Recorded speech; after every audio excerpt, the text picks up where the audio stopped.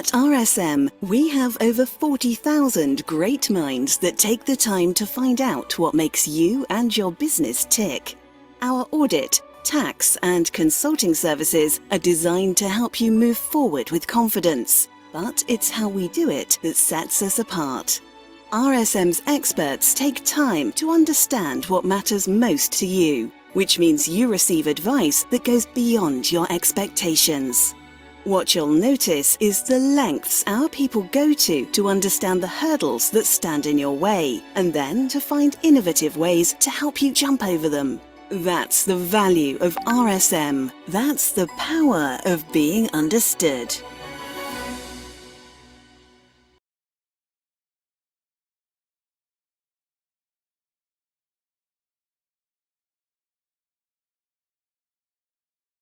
Assalamualaikum warahmatullahi wabarakatuh. Selamat siang dan salam sejahtera untuk Bapak Ibu semua.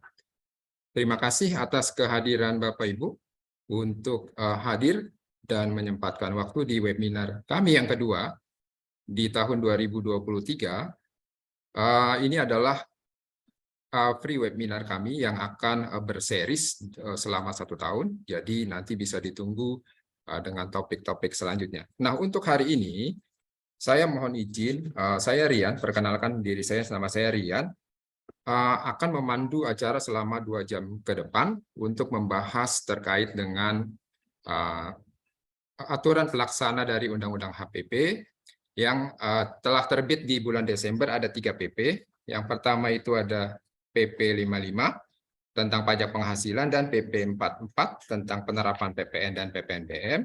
Kemudian juga ada PP 49 yang mengatur mengenai rincian BKP dan JKP yang diberikan fasilitas PPN dibebaskan atau tidak dipungut. Sebelumnya di webinar kami yang pertama di bulan Januari, PP 44 dan PP 49 dan PP 55 bahkan beserta PP 50 itu sudah kami sajikan dan kami bahas. Akan tetapi untuk PP 55 karena keterbatasan waktu, kami butuh 1 webinar lagi untuk berdiskusi lebih dalam, karena PP 55 ini akan terkait dengan implikasi perpajakannya ke para wajib pajak yang cukup besar. Salah satunya adalah benefit in kind atau natura dan kenikmatan. Yang satu lagi adalah terkait dengan anti avoidance ya, terkait dengan SAAR, Specific Anti-Avoidance Rules. Di PP 55, SAAR sudah dibahas terkait dengan CFC Rules, kemudian juga ada Hybrid Mismatch Arrangement, di situ juga ada transfer pricing dan lain-lain. Nah, dari sini, dari pemerintah sudah memberikan filter yang cukup komplit ya, jadi ketika nanti kita memiliki transaksi afiliasi, ketika pemerintah tidak mendapatkan misalnya findings terkait dengan spesifik atau SAR, Specific Anti-Avoidance Rules, mereka akan lari ke GAAR, yaitu General Anti-Avoidance Rules. GAAR ini spesifik terkait dengan substance over form. Jadi di sini pemerintah sudah sangat-sangat siap dalam mengimplementasikan BEPS 15 BEPS yang ada di OECD. Nah, untuk hari ini saya mohon izin share screen terlebih dahulu.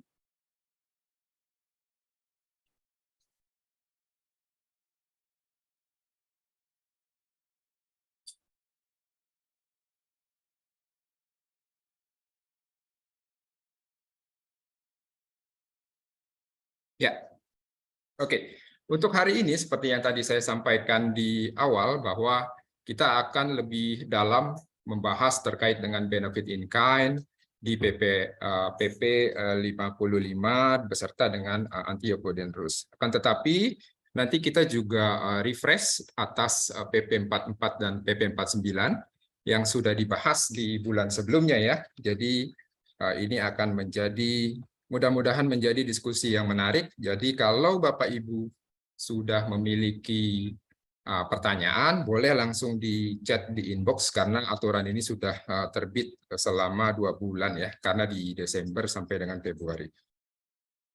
Baik, untuk hari ini, sebelum kami mulai pemaparan materi, ada 3 agenda yang akan kami sediakan. Yang pertama itu nanti kami mohon izin untuk introduction terkait dengan RSM. Untuk yang kedua nanti ada pemaparan materi dan yang terakhir ada Q&A session. Baik, untuk pemaparan untuk introduction RSM, saya mohon izin selama 3 menit ke depan untuk memaparkan RSM. Jadi, RSM adalah perusahaan konsultan multinasional. Kami hadir di 6 region dengan revenue yang tumbuh untuk tahun ini sebesar 15%.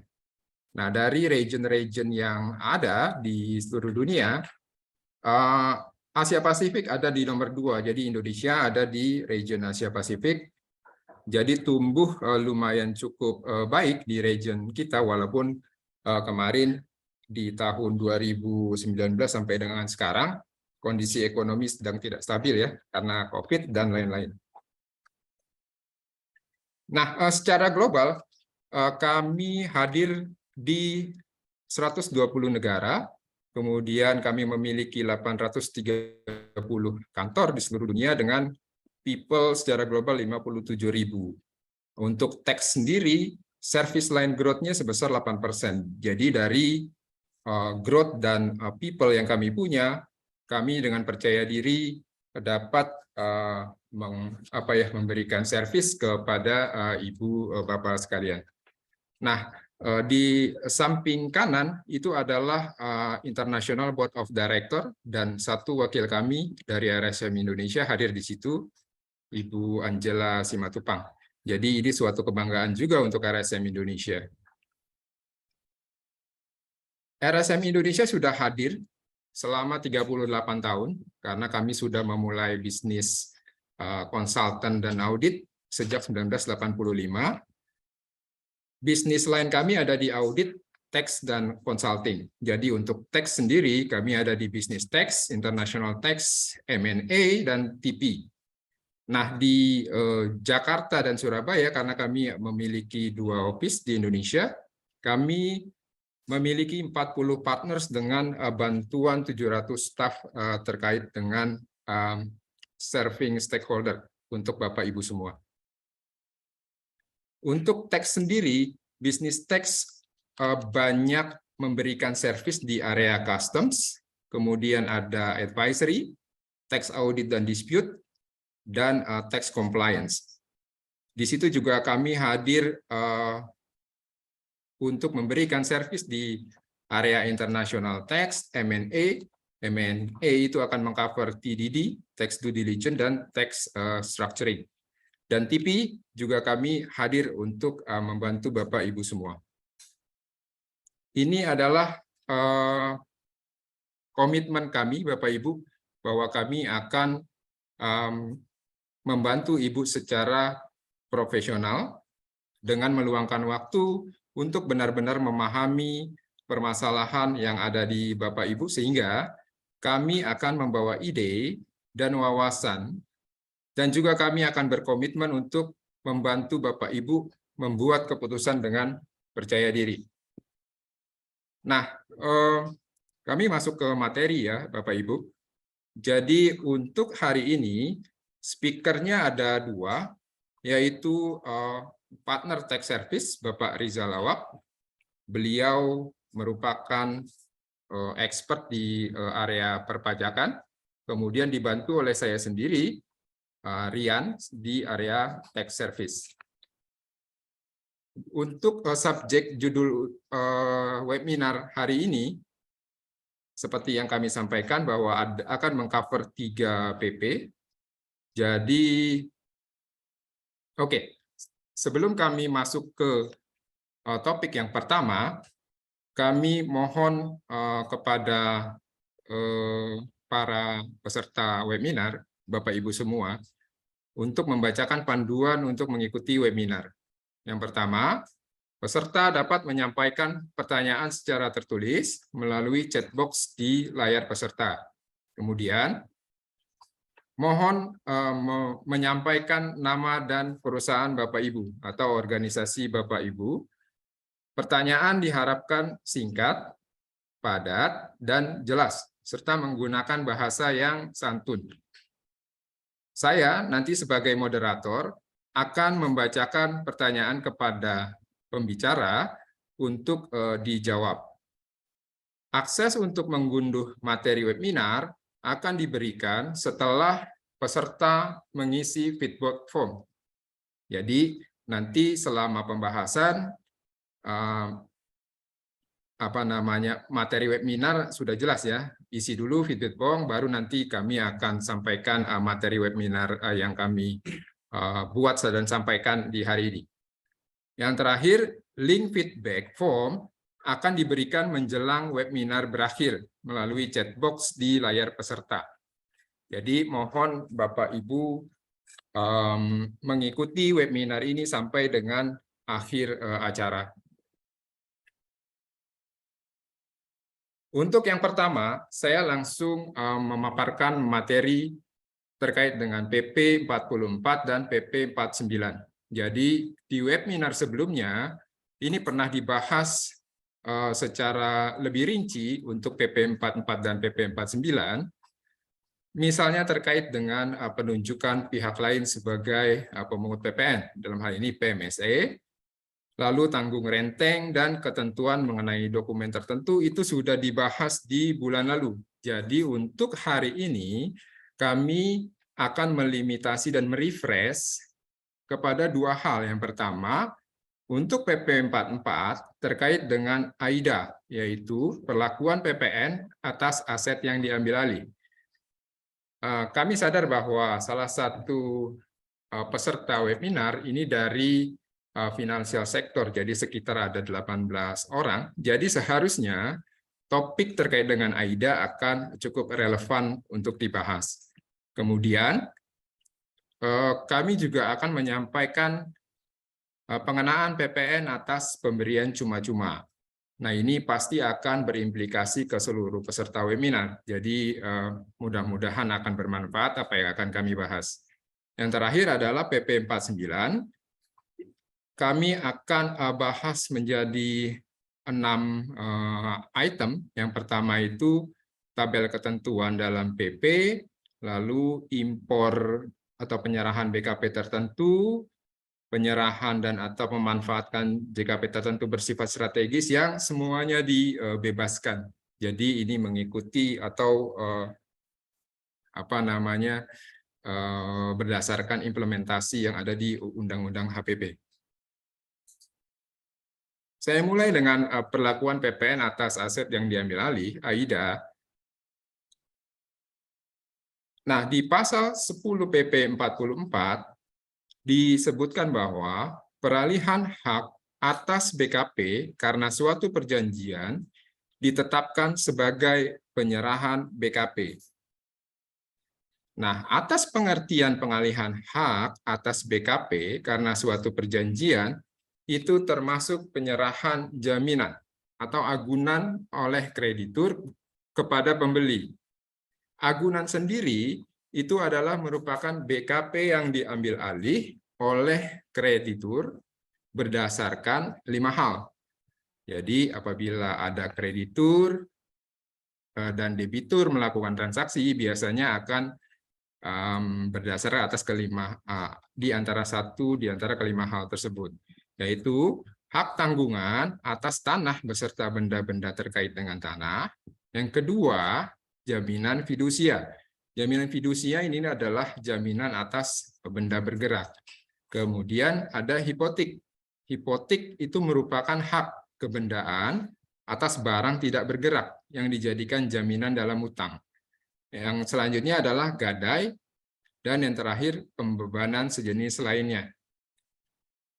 Tapi perlu dicatat bahwa ketentuan mengenai batasan penyerahan agunan yang diambil alih oleh kreditur saat terutang maupun tata cara pemungutan, penyetoran, dan pelaporan PPN terutangnya itu akan diatur lebih lanjut di PMK.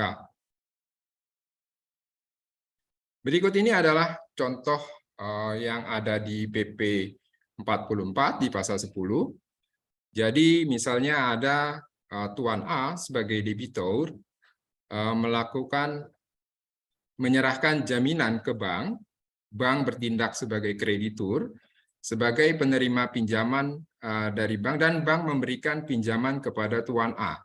Nah, transaksi menyerahkan jaminan ke bank itu belum merupakan objek PPN. Ini ada nanti kita jelaskan di pasal 12. Lalu, di butir kedua dari alur diagramnya, karena Tuan A tidak memenuhi kewajibannya, ini gagal bayar atas pinjaman yang diberikan oleh bank tadi, maka bank berhak mengeksekusi agunan, misalnya di sini agunannya berupa coupling tanah, berdasarkan hak tanggungan atas tanah tersebut. Jadi agunannya akan dieksekusi oleh bank. Nah, kemudian bank akan menjual agunan tersebut kepada Tuan C sebagai pembeli. Nah, atas penjualan dari bank kepada Tuan C sebagai pembeli, sekarang berdasarkan pasal 10 PP 44, itu ditetapkan sebagai penyerahan BKP dan terutang PPN. Lalu untuk yang contoh jaminan fidusia, karena ini terkait dengan financial sector biasanya, ini sama halnya dengan yang tadi dicontohkan terkait dengan jaminan tanah, bahwa apabila Tuan A gagal bayar dan diambil alih oleh perusahaan pembiayaan aset tersebut, kemudian aset tersebut dijual kepada Tuan C sebagai pembeli, itu ditetapkan sebagai penyerahan BKP yang dikenai oleh PPN. Ini pasal 12 tadi, bahwa penyerahan dari Tuan A tadi kepada bank atau kepada lembaga pembiayaan tidak termasuk dalam pengertian penyerahan BKP. Selanjutnya, kami akan membahas mengenai pengenaan PPN atas pemberian cuma-cuma atau pemakaian sendiri. Nah, pemberian PPN atas pemberian cuma-cuma pemakaian sendiri sekarang merupakan objek PPN.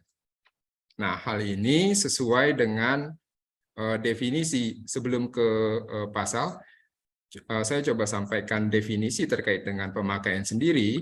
Pemakaian sendiri merupakan pemakaian atau pemanfaatan untuk kepentingan pengusaha itu sendiri, pengurus maupun karyawan.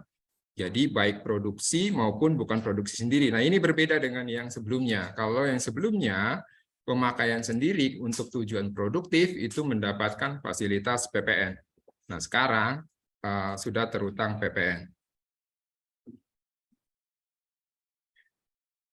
Untuk aturan yang pelaksana sebenarnya ada di PMK 75 2010 dan SE 04 2022, walaupun ini bukan aturan pelaksana atas PP 44 itu sendiri, tapi masih berlaku. Aturan hukum ini berlaku karena masih sejalan dengan PP 44. Baik, saya lanjut ke PP 49. Ini saya highlight bahwa tabel ketentuan dalam PP 49 yang paling penting adalah bagaimana pengkreditan pajak masukan. Jadi atas yang BKP atau JKP yang mendapatkan fasilitas, bagaimana nih pajak masukannya, perlakuan atas pajak masukannya tersebut. Misalnya nih, kita impor atau penyerahan BKP tertentu atau JKP yang dibebaskan dari pengenaan PPN. Nah, karena dibebaskan, pajak masukan tidak dapat dikreditkan. Akan tetapi, apabila penyerahan tersebut tidak dipungut, itu bisa dikreditkan. Ini ada di PP 49 penjelasannya, tapi saya tidak akan secara rinci karena PP 49 penjelasan terkait dengan impor maupun penyerahan BKP dan yang mendapatkan fasilitas itu banyak sekali Bapak Ibu. Jadi di sini saya kasih gambaran sedikit untuk di pasal 3, pasal 4 dan pasal 5.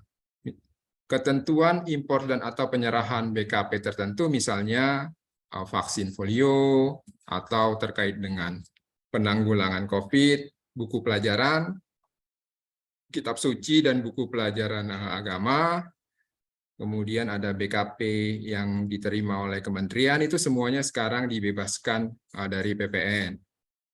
Kemudian juga penyerahan atas JKP tertentu, itu sekarang dibebaskan dari PPN.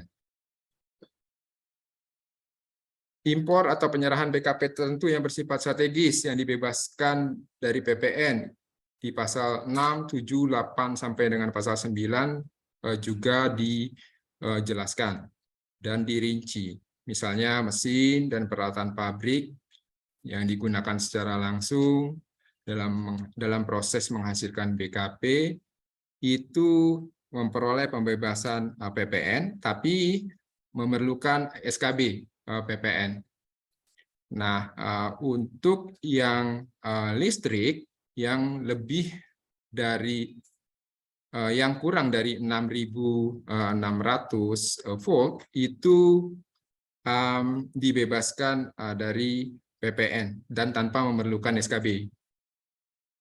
Jadi banyak BKP tertentu yang sekarang mendapatkan pembebasan dari PPN.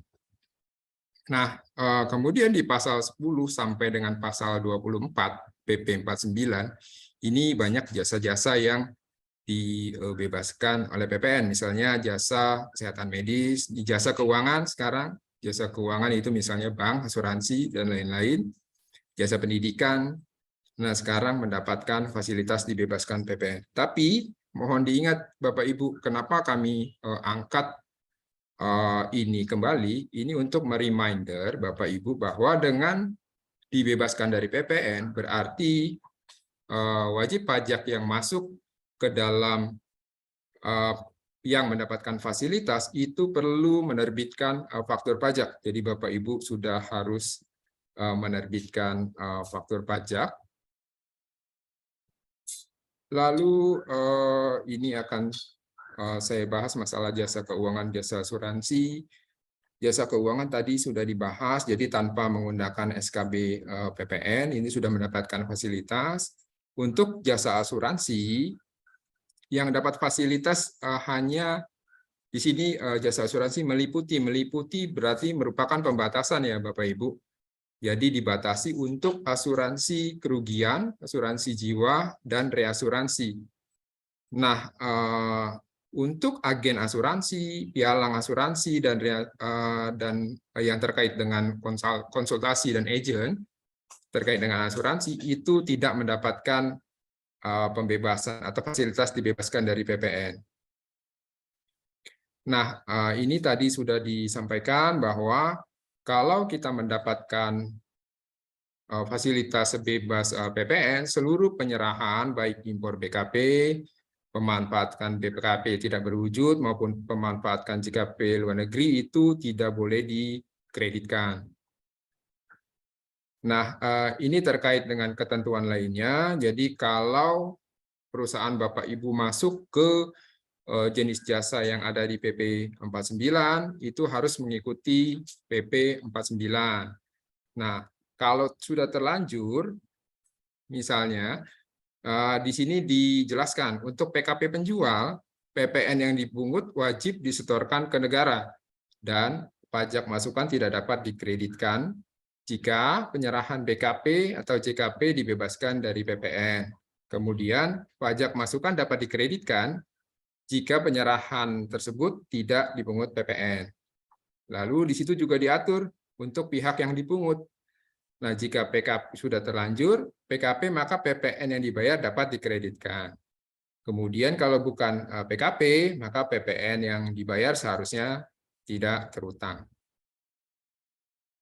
Baik, demikian penjelasan atau pemaparan materi tentang PP 44 dan PP 49. Kita masuk ke yang sedang cukup hangat dibahas, Bapak Ibu, terkait dengan natura dan atau kenikmatan beserta anti avoidance rules sesuai dengan PP 55. Untuk PP 55 akan disampaikan oleh Bapak Rizal. Silakan Bapak Rizal. Ya, terima kasih Rian. Selamat siang menjelang sore Bapak Ibu sekalian. Kita akan membahas lagi mengenai PP 55. Tadi sebagaimana Rian sampaikan ya bahwa di webinar sebelumnya kami sudah pernah membahas 3 PP ini ya, termasuk PP 50. Jadi Bapak Ibu kalau ingin melihat webinar yang sebelumnya dapat mengakses channel YouTube RSM ya. Jadi RSM Indonesia ada channel YouTube. Nah, di dalamnya ada webinar-webinar yang telah kami selenggarakan sebelumnya, termasuk webinar yang sebelumnya terkait PP 55 sampai dengan PP 44. Mungkin saya izin share screen aja Rian ya, biar memudahkan.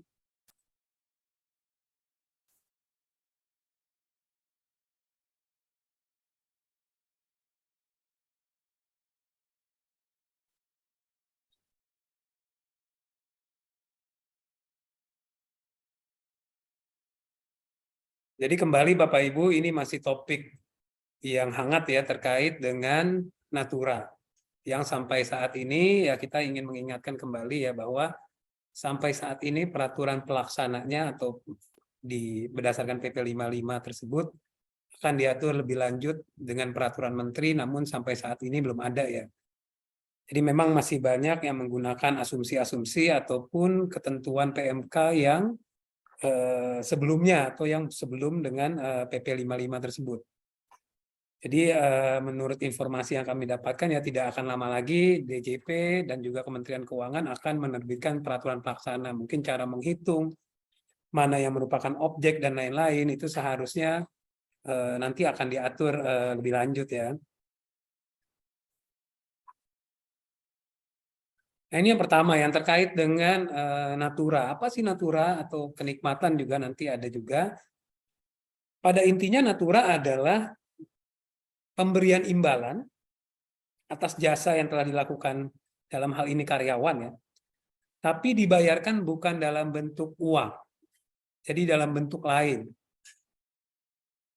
Misalkan kalau sebelumnya itu bisa dalam bentuk beras, bisa dalam bentuk bahan kebutuhan pokok lain seperti gula, minyak, dan lain-lain, itu dianggapnya Natura. Imbalan, karena karyawan tersebut bekerja untuk perusahaan, maka mereka mendapatkan sesuatu selain uang. Jadi pada intinya seperti itu. Jadi ada penggantian atau imbalan. Jadi bukan cuma-cuma ya, tapi ada imbalan karena penggantian atas jasa yang diberikan. Seperti itu. Nah, bentuknya apa? Ya selain uang. Apa aja selain uang? Ya apa aja gitu yang mungkin selain uang misalkan. Kecuali yang dikecualikan tidak termasuk objek pajak penghasilan. Nanti kita bahas ya. Ada beberapa Natura yang memang spesifik disebutkan di Undang-Undang Harmonisasi Peraturan Perpajakan dan juga di PP 55 spesifik Natura tertentu yang bukan objek pajak. Tapi selain itu harusnya merupakan objek pajak. Dan mungkin nanti kita tunggu di PMK-nya mungkin ada tambahan Natura-Natura yang bukan merupakan objek pajak. Nah, itu yang pertama ya terkait definisi dari Natura. Berikutnya definisi dari kenikmatan. Sama dengan Natura, tapi kalau Natura itu ada bentuknya. Jadi mendapatkan sesuatu lah, tadi barang, bisa beras atau apapun lah. Berikutnya kenikmatan. Jadi bukan hanya Natura, tapi juga kenikmatan yang didapatkan oleh pihak pemberi jasa. Apa yang mungkin didapatkan? Yaitu fasilitas. Kenikmatan itu salah satunya adalah fasilitas atau pelayanan yang didapatkan oleh pihak pemberi jasa tersebut atau karyawan tersebut. Bisa dalam bentuk pemanfaatan aktiva perusahaan ataupun yang disewa dari pihak lain. Contohnya apa? Ya contohnya ya memang sampai sekarang belum menyebutkan secara eksplisit di PP 55 bentuknya apa, tapi antara lain misalkan kendaraan yang disewa oleh perusahaan atau karyawan berhak memanfaatkan kendaraan perusahaan. Itu bukan menjadi milik karyawan. Jadi berbeda dengan Natura ya. Kalau Natura tadi dalam bentuk sesuatu yang nantinya jadi milik karyawan, tapi kalau penggunaan ya itu masuk juga tapi kenikmatan. Jadi karyawan berhak menggunakan mobil perusahaan untuk aktivitas pribadi karyawan tersebut. Dapat mobil dinas. Ataupun dapat menggunakan fasilitas perusahaan, salah satunya perawatan kesehatan. Nah, itu pun bisa dikategorikan sebagai kenikmatan. Yang nanti objek pajak atau bukan, yaitu nanti ada pembatasan. Jadi pada intinya seperti itu. Intinya adalah adanya balasan dari pemberian jasa, tapi diterima dalam bentuk lain. Bisa dalam bentuk Natura atau dalam bentuk kenikmatan. Seperti itu.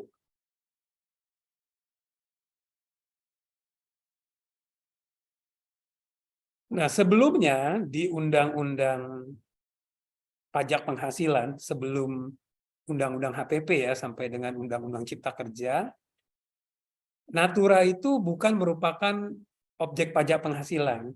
Jadi kalau sebelumnya itu Natura bukan objek pajak penghasilan, tapi di satu sisi biaya-biaya tersebut juga bukan merupakan biaya yang diperkenankan untuk perhitungan PPh badan perusahaan.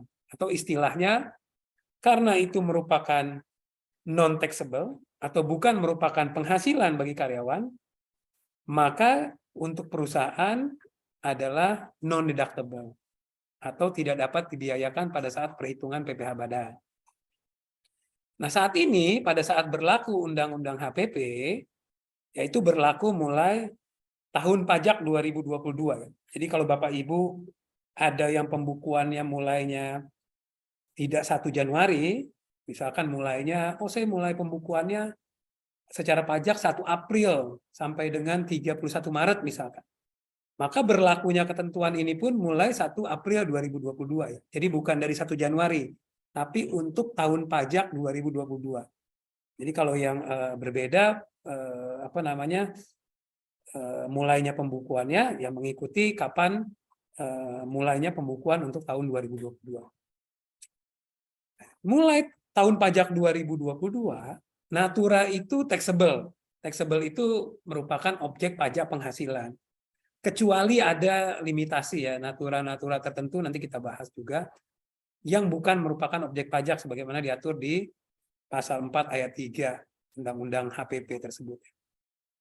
Tapi untuk deductible, di PP 55 itu ada batasan juga, deductible sepanjang berhubungan dengan istilahnya sesuai pasal 6 Undang-Undang PPh 3M, yaitu untuk mendapatkan, menagih, dan memelihara penghasilan. Jadi selama berhubungan dengan kegiatan usaha, maka Natura dan kenikmatan itu dapat dikurangi dalam menghitung PPh badan. Mulai tahun kapan? Ya tadi saya sebutkan bahwa di Undang-Undang HPP-nya itu mulai tahun 2022. Jadi seharusnya Bapak Ibu, kalau tidak ada pembatasan lebih lanjut ya nanti di Peraturan Menteri Keuangan ya, seharusnya Bapak Ibu untuk tahun pajak 2022 pada saat perhitungan PPh badan seharusnya sudah berhak membiayakan Natura atau kenikmatan tersebut sebagai biaya untuk mengurangi PPh badan tahun 2022. Karena tidak dibatasi lagi berdasarkan Undang-Undang HPP. Nah, inilah latar belakang ya kenapa Undang-Undang HPP merubah dari awalnya non-taxable, non-deductible menjadi taxable dan deductible. Ini landasannya antara lain ya mungkin banyak perusahaan ya yang mungkin tarif pajak karyawannya jauh lebih tinggi dibanding PPh badan. Kalau PPh badan itu kan contohnya 22% ya maksimal. Ya mungkin kalau untuk karyawan bisa sampai sekarang 35%. Jadi ada kecenderungan untuk melakukan perencanaan pajak atau tax planning. Ada juga mungkin perusahaan-perusahaan yang dalam kondisi rugi sehingga memberikan benefit kepada karyawannya tidak dalam bentuk uang, tapi dalam bentuk natura, sehingga bukan merupakan objek PPh 21, dan di PPh badannya mereka tidak masalah karena non-deductible toh memang dalam keadaan rugi, sehingga memungkinkan mereka untuk melakukan tax planning. Nah ini salah satu mungkin alasan kenapa ada perubahan di Undang-Undang HPP mengenai natura.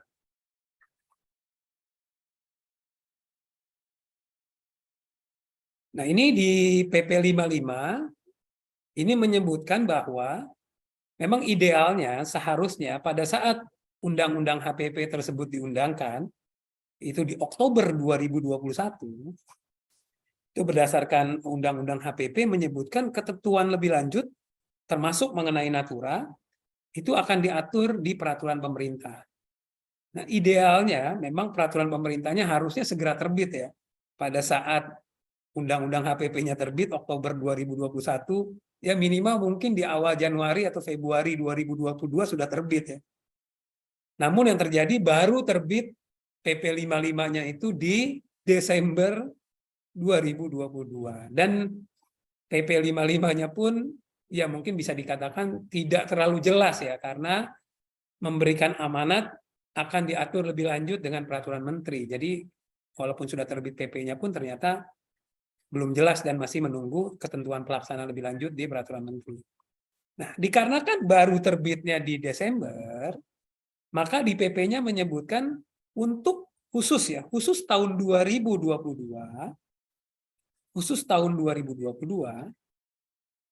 bagi wajib pajak yang belum melakukan pemotongan PPh 21 atas natura, itu diperkenankan. Jadi Bapak Ibu misalkan sebagai perusahaan, wah saya belum melakukan pemotongan PPh 21 natura untuk tahun 2022 karena peraturan pelaksananya belum ada. Nah, itu berdasarkan PP 55 tetap diperkenankan. Nggak apa-apa, tidak dipotong. Tapi Bapak Ibu tetap berhak menjadi deductible expense atau biaya yang diperkenankan untuk perhitungan PPh badan 2022. Tetap diperbolehkan. Namun dengan catatan, karyawan Bapak Ibu, atau mungkin manajemen ya termasuk direksi dan komisaris, itu mempunyai kewajiban untuk melaporkan natura atau fasilitas tersebut di dalam SPT pribadinya mereka untuk tahun 2022. Jadi mungkin akan mengalami kesulitan ya karyawan untuk melaporkan natura atau kenikmatan tersebut ya dalam SPT orang pribadi dan membayar pajaknya sendiri ya. Ini memang saya dapat info tapi belum tentu valid ya Bapak Ibu. Ada kemungkinan Menteri Keuangan akan memberikan fasilitas kan. Jadi untuk khusus tahun 2022 karyawan pun tidak perlu melaporkan secara pribadi, tapi sampai sekarang belum ada ketentuannya. Jadi tetap kewajibannya itu pajak atas natura tersebut tetap ada ya. Baik tidak dipotong PPh 21 berarti karyawan harus melapor sendiri. Kalau sudah dipotong PPh 21 ya tidak perlu dilaporkan sendiri oleh karyawan tersebut. Jadi kalau Bapak Ibu misalkan ya masih memiliki opsi untuk melakukan pembetulan misalkan SPT PPh 21 perusahaan misalkan untuk masa Desember misalkan sebagai contoh, dengan menginput semua natura atau kenikmatan yang seharusnya objek PPh 21, nah itu mungkin karyawannya menjadi tidak perlu melaporkan sendiri ya. Karena karyawan itu wajib melapor sendiri apabila belum, ini kita agak garis bawahi dan kita highlight merah ya, apabila belum dikenakan PPh 21. Jadi kalau sudah dikenakan PPh 21, harusnya si karyawan tersebut tidak perlu melapor lagi ya pada saat pribadi. Itu opsi pertama ya tadi ya, mungkin Bapak Ibu melakukan pembetulan SPT masa PPh 21 Desember ya dengan masukkan natura atau kenikmatan sebagai bagian dari objek.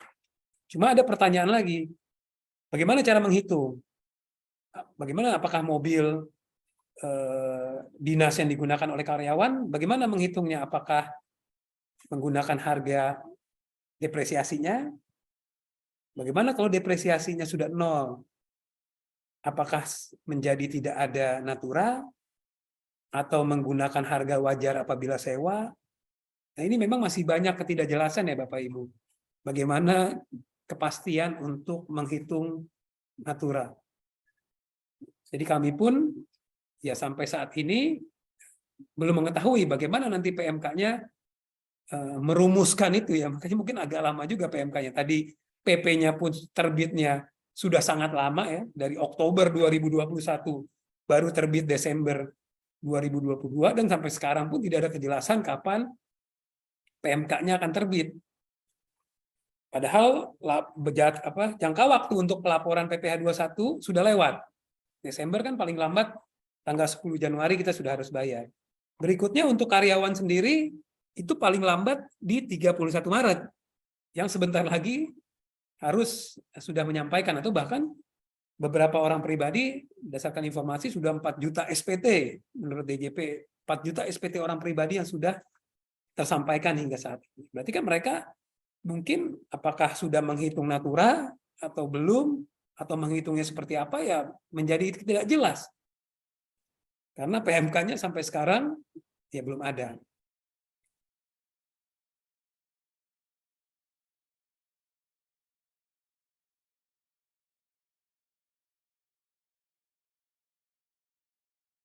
Nah, ini tadi Bapak Ibu ya, di pasal 23 dan 24 PP 55.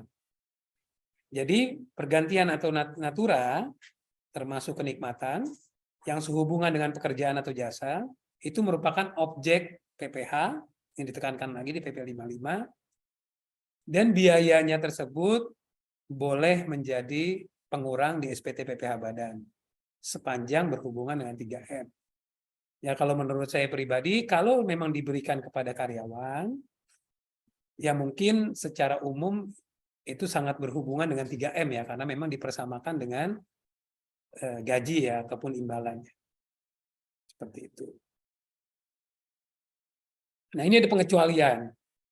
Jadi ini pun di Undang-Undang HPP-nya pun sebetulnya telah ada ya, jadi PP 55-nya ini hanya mengulang kembali yang sudah diatur di Pasal 4 ayat 3 Undang-Undang PPh itu di Undang-Undang HPP ya. Pertama, makanan, bahan minuman, dan juga minuman untuk seluruh pegawai. Jadi kalau memang diberikan untuk seluruh pegawai, seperti mungkin makan siang untuk seluruh pegawai, ataupun biasanya di perusahaan kan seperti ada pantry ataupun dapur kecil ya, itu yang diperkenankan karyawan untuk makan atau minum, baik minum kopi ataupun makan sesuai dengan yang ada di pantry tersebut. Nah, itu seharusnya bukan merupakan objek pajak penghasilan. Jadi dikecualikan dari objek pajak penghasilan. Tapi kalau untuk biaya diperkenankan ya Bapak Ibu. Jadi ini pengecualian hanya dari pengenaan pajak penghasilan untuk karyawan tersebut ataupun PPh 21. Tapi kalau di PPh badannya, sepanjang itu berhubungan dengan 3M harusnya boleh. Jadi sepanjang berhubungan dengan 3M boleh. Berikutnya, ini sama ya dengan yang di Undang-Undang Pajak Penghasilan sebelumnya, jadi belum ada perubahan, yaitu natura atau kenikmatan yang disediakan di daerah tertentu. Jadi misalkan ada perusahaan yang berlokasi di daerah terpencil, itu biasanya ada natura-natura tertentu yang memang diharuskan perusahaan untuk memberikan seperti rumah karyawan ataupun fasilitas-fasilitas lain yang memang daerah tersebut merupakan daerah terpencil. Dan untuk mendapatkan penentuan bahwa lokasi perusahaan di daerah terpencil itu harus mendapatkan persetujuan dari DJP ya. Mendapatkan bahwa lokasi perusahaan adalah daerah terpencil, itu biasanya 5 tahun atau 10 tahun sekali lah harus meminta permohonan kepada DJP. Berikutnya ada juga natura dan kenikmatan yang harus disediakan oleh pemberi kerja dalam pelaksanaan pekerjaan. Nah, nanti kita bahas juga nanti di slide berikutnya. Nah, ini memang di PP 55 ada membahas tapi belum terlalu rinci ya. Ini untuk melaksanakan pekerjaan, salah satunya yang sering menjadi perdebatan mengenai seragam dinas ya. Seragam karyawan ini apakah berhubungan dengan pekerjaan atau tidak, ini sering menjadi perdebatan. PP 55 ya cuma menyebutkan yang pasti untuk keselamatan kerja, bukan seragam pada umumnya. Berikutnya natura atau kenikmatan yang bersumber dari APBN, APBD, atau APBD desa ya. Ini mungkin untuk PNS ya, terkait dengan APBN. Berikutnya disebutkan juga natura dan kenikmatan dengan jenis atau batasan tertentu. Nah, ini memang di PP-nya pun menyebutkan ada natura dengan jenis dan batasan tertentu yang bisa diatur lebih lanjut oleh Menteri Keuangan. Nah, jadi Menteri punya hak nih untuk menentukan natura tertentu atau batasan tertentu. Mungkin tadi mobil dinas sampai dengan mobil harga berapa misalkan, yang dianggap merupakan kenikmatan, atau sampai level berapa, misalkan direktur baru merupakan natura, sedangkan misalkan karyawan bukan merupakan natura. Ini memang Menteri Keuangan diberikan hak ya, nanti kita lihat aja ketentuannya di PMK-nya seperti apa. Tapi ini seperti apa ya, seperti pasal yang memberikan hak menteri nanti ya bebas-bebas saja kalau mau menentukan. Itu kalau di PP-nya kan contohnya bingkisan hari raya ya.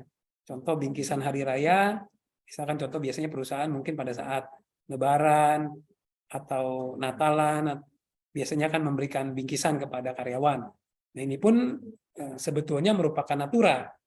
Tapi itu pun bisa dikecualikan dari objek pajak penghasilan dengan diatur nanti di peraturan Menteri Keuangan. Nah, ini breakdown-nya tadi ya, dari natura-natura yang bukan merupakan objek pajak penghasilan. Jadi untuk makanan dan minuman bisa juga dalam bentuk kupon ya, jadi sama dengan peraturan yang sebelumnya. Jadi contoh kalau perusahaan yang merupakan perusahaan yang banyak mempekerjakan bagian pemasaran atau marketing, mungkin mereka jarang di kantor ya. Atau mungkin perusahaan-perusahaan yang sekarang mungkin sudah menerapkan aturan work from home ya, mungkin ya sudah 50% work from home atau bahkan hampir seluruhnya masih work from home. Bagaimana untuk menerapkan makanan dan minuman untuk seluruh pegawai? Nah, ini bisa dengan memberikan kupon ya. Jadi dengan memberikan kupon makan, ini pun bisa digunakan sebagai natura yang bukan merupakan objek pajak penghasilan. Tapi dengan catatan diberikannya itu untuk seluruh pegawai. Jadi tidak bisa untuk karyawan-karyawan tertentu ya. Jadi hanya harus untuk seluruh pegawai. Berikutnya natura dan kenikmatan tadi yang untuk di daerah tertentu. Nah, ini seperti fasilitas pendidikan, fasilitas peribadatan, sarana dan prasarana di lokasi kerja, termasuk olahraga ya. Termasuk fasilitas olahraga, tapi memang ada fasilitas-fasilitas olahraga yang dibatasi ya, seperti golf, pacuan kuda yang memang mungkin itu dianggapnya bukan kebutuhan premier untuk olahraga ya, itu mungkin sudah kebutuhan mungkin lebih dari sekunder ya atau tertier mungkin, sehingga kalau naturanya dalam bentuk olahraga golf dan lain-lain walaupun di daerah terpencil, nah itu tetap merupakan objek pajak penghasilan. Berikutnya, natura dan kenikmatan yang harus disediakan tadi dalam pelaksanaan pekerjaan. Nah, ini memang di PP-nya itu baru menyebutkan pakaian seragam terkait dengan keselamatan kerja, sarana antar jemput pegawai, penginapan untuk awak kapal dan sejenisnya. Jadi ini yang tidak dikenakan. Tapi tadi ya Bapak Ibu bahwa PP-nya ini masih memberikan hak Menteri Keuangan untuk mengatur lebih lanjut ya natura-natura dengan batasan tertentu. Jadi masih mungkin atau besar kemungkinan banyak natura-natura yang mungkin tidak menjadi objek pajak ya, kita harap ya. Mungkin pemberian laptop untuk karyawan, penggunaan handphone. Mungkin kita berharap di PMK-nya itu akan menjadi bagian natura-natura yang atau kenikmatan yang bukan merupakan objek pajak penghasilan. Nah, ini yang terakhir tadi ya, yang untuk natura-natura tertentu. Nah, ini jenis nilai penggantian dalam bentuk natura yang kenikmatan diterima, kriteria penggantian atau imbalan dalam bentuk natura diterima seperti bingkisan hari raya. Nah, ini Bapak Ibu yang akan diatur lebih lanjut di peraturan menteri. Nah, ini Bapak Ibu terkait dengan natura dan kenikmatan di daerah tertentu, termasuk makanan dan minuman. Ini kalau untuk makanan dan minuman masih ada PMK, jadi belum berubah ya. Jadi masih ada PMK, yaitu PMK 167 tahun 2018. Ini yang mengatur bagaimana untuk makanan dan minuman termasuk kupon makanan untuk pegawai. Jadi karena belum terbit PMK yang baru, jadi karena PMK 167 ini tidak bertentangan dengan PP 55, ya harusnya bisa merujuk kepada PMK 167, tata cara pemberian kupon dan lain-lain. Ya salah satunya ya nilai kupon dianggap wajar jika nilainya tidak melebihi pengeluaran penyediaan makanan dan minuman yang disediakan oleh pemberi kerja di tempat kerja. Jadi ya nilainya memang mempertimbangkan juga, bukan memberikan kupon tapi nilainya fantastis gitu ya. Jadi memang mempertimbangkan kewajaran juga. Berikutnya mengenai daerah tertentu. Nah, daerah tertentu ini pun diatur di masih diatur di PMK 167. Itu nanti ditentukan, jadi kita menyampaikan aplikasi ke DJP untuk dapat ditentukan sebagai daerah atau lokasi tertentu. Nah, ini yang tidak termasuk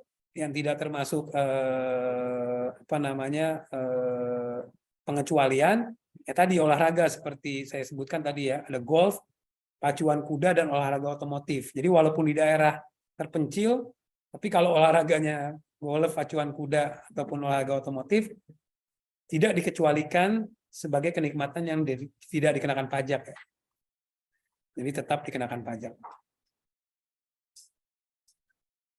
Nah, ini untuk penetapan daerah tertentu. Jadi bisa 5 tahun, bisa juga diperpanjang 10 tahun. Ini masih diatur di PMK 167 Bapak Ibu.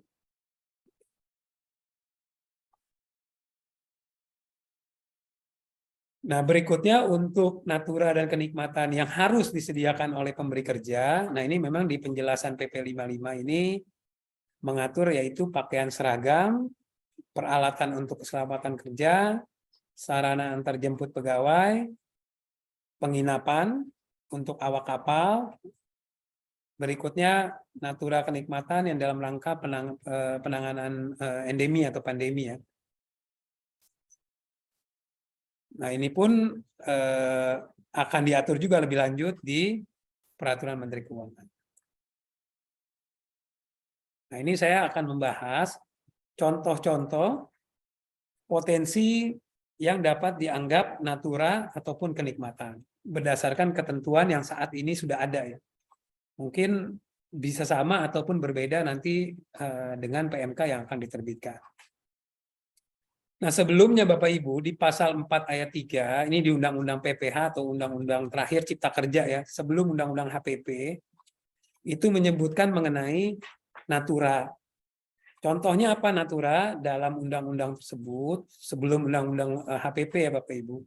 Kalau pemberian makanan itu contohnya pemberian seperti beras, gula dan sebagainya. Jadi pemberian kepada karyawan sehubungan dengan pekerjaan mereka selain gaji, nah ini dianggap natura, yaitu pemberian beras, gula dan sebagainya. Kalau fasilitas atau kenikmatan itu di pasal 4 ayat 3 pun menyebutkan apa contohnya? Contohnya penggunaan mobil. Jadi penggunaan mobil kalau berdasarkan undang-undang yang sebelumnya itu merupakan kenikmatan. Penggunaan rumah, misalkan disewakan apartemen atau menggunakan rumah dinas perusahaan, itu pun dianggap kenikmatan. Berikutnya fasilitas pengobatan. Itu pun disebutkan merupakan kenikmatan. Nah, yang belum ada memang bagaimana cara menghitung.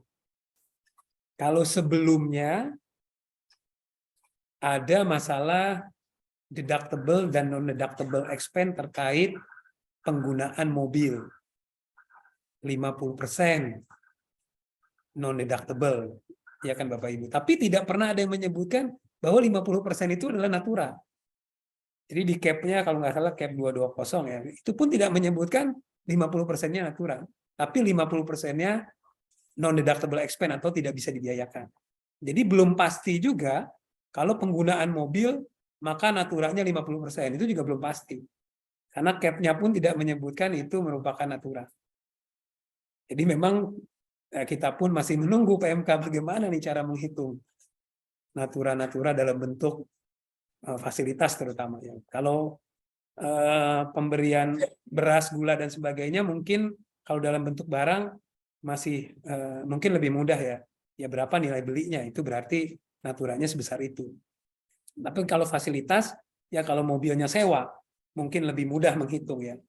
Tapi kalau mobilnya milik perusahaan, nah itu mungkin yang masih jadi pertanyaan.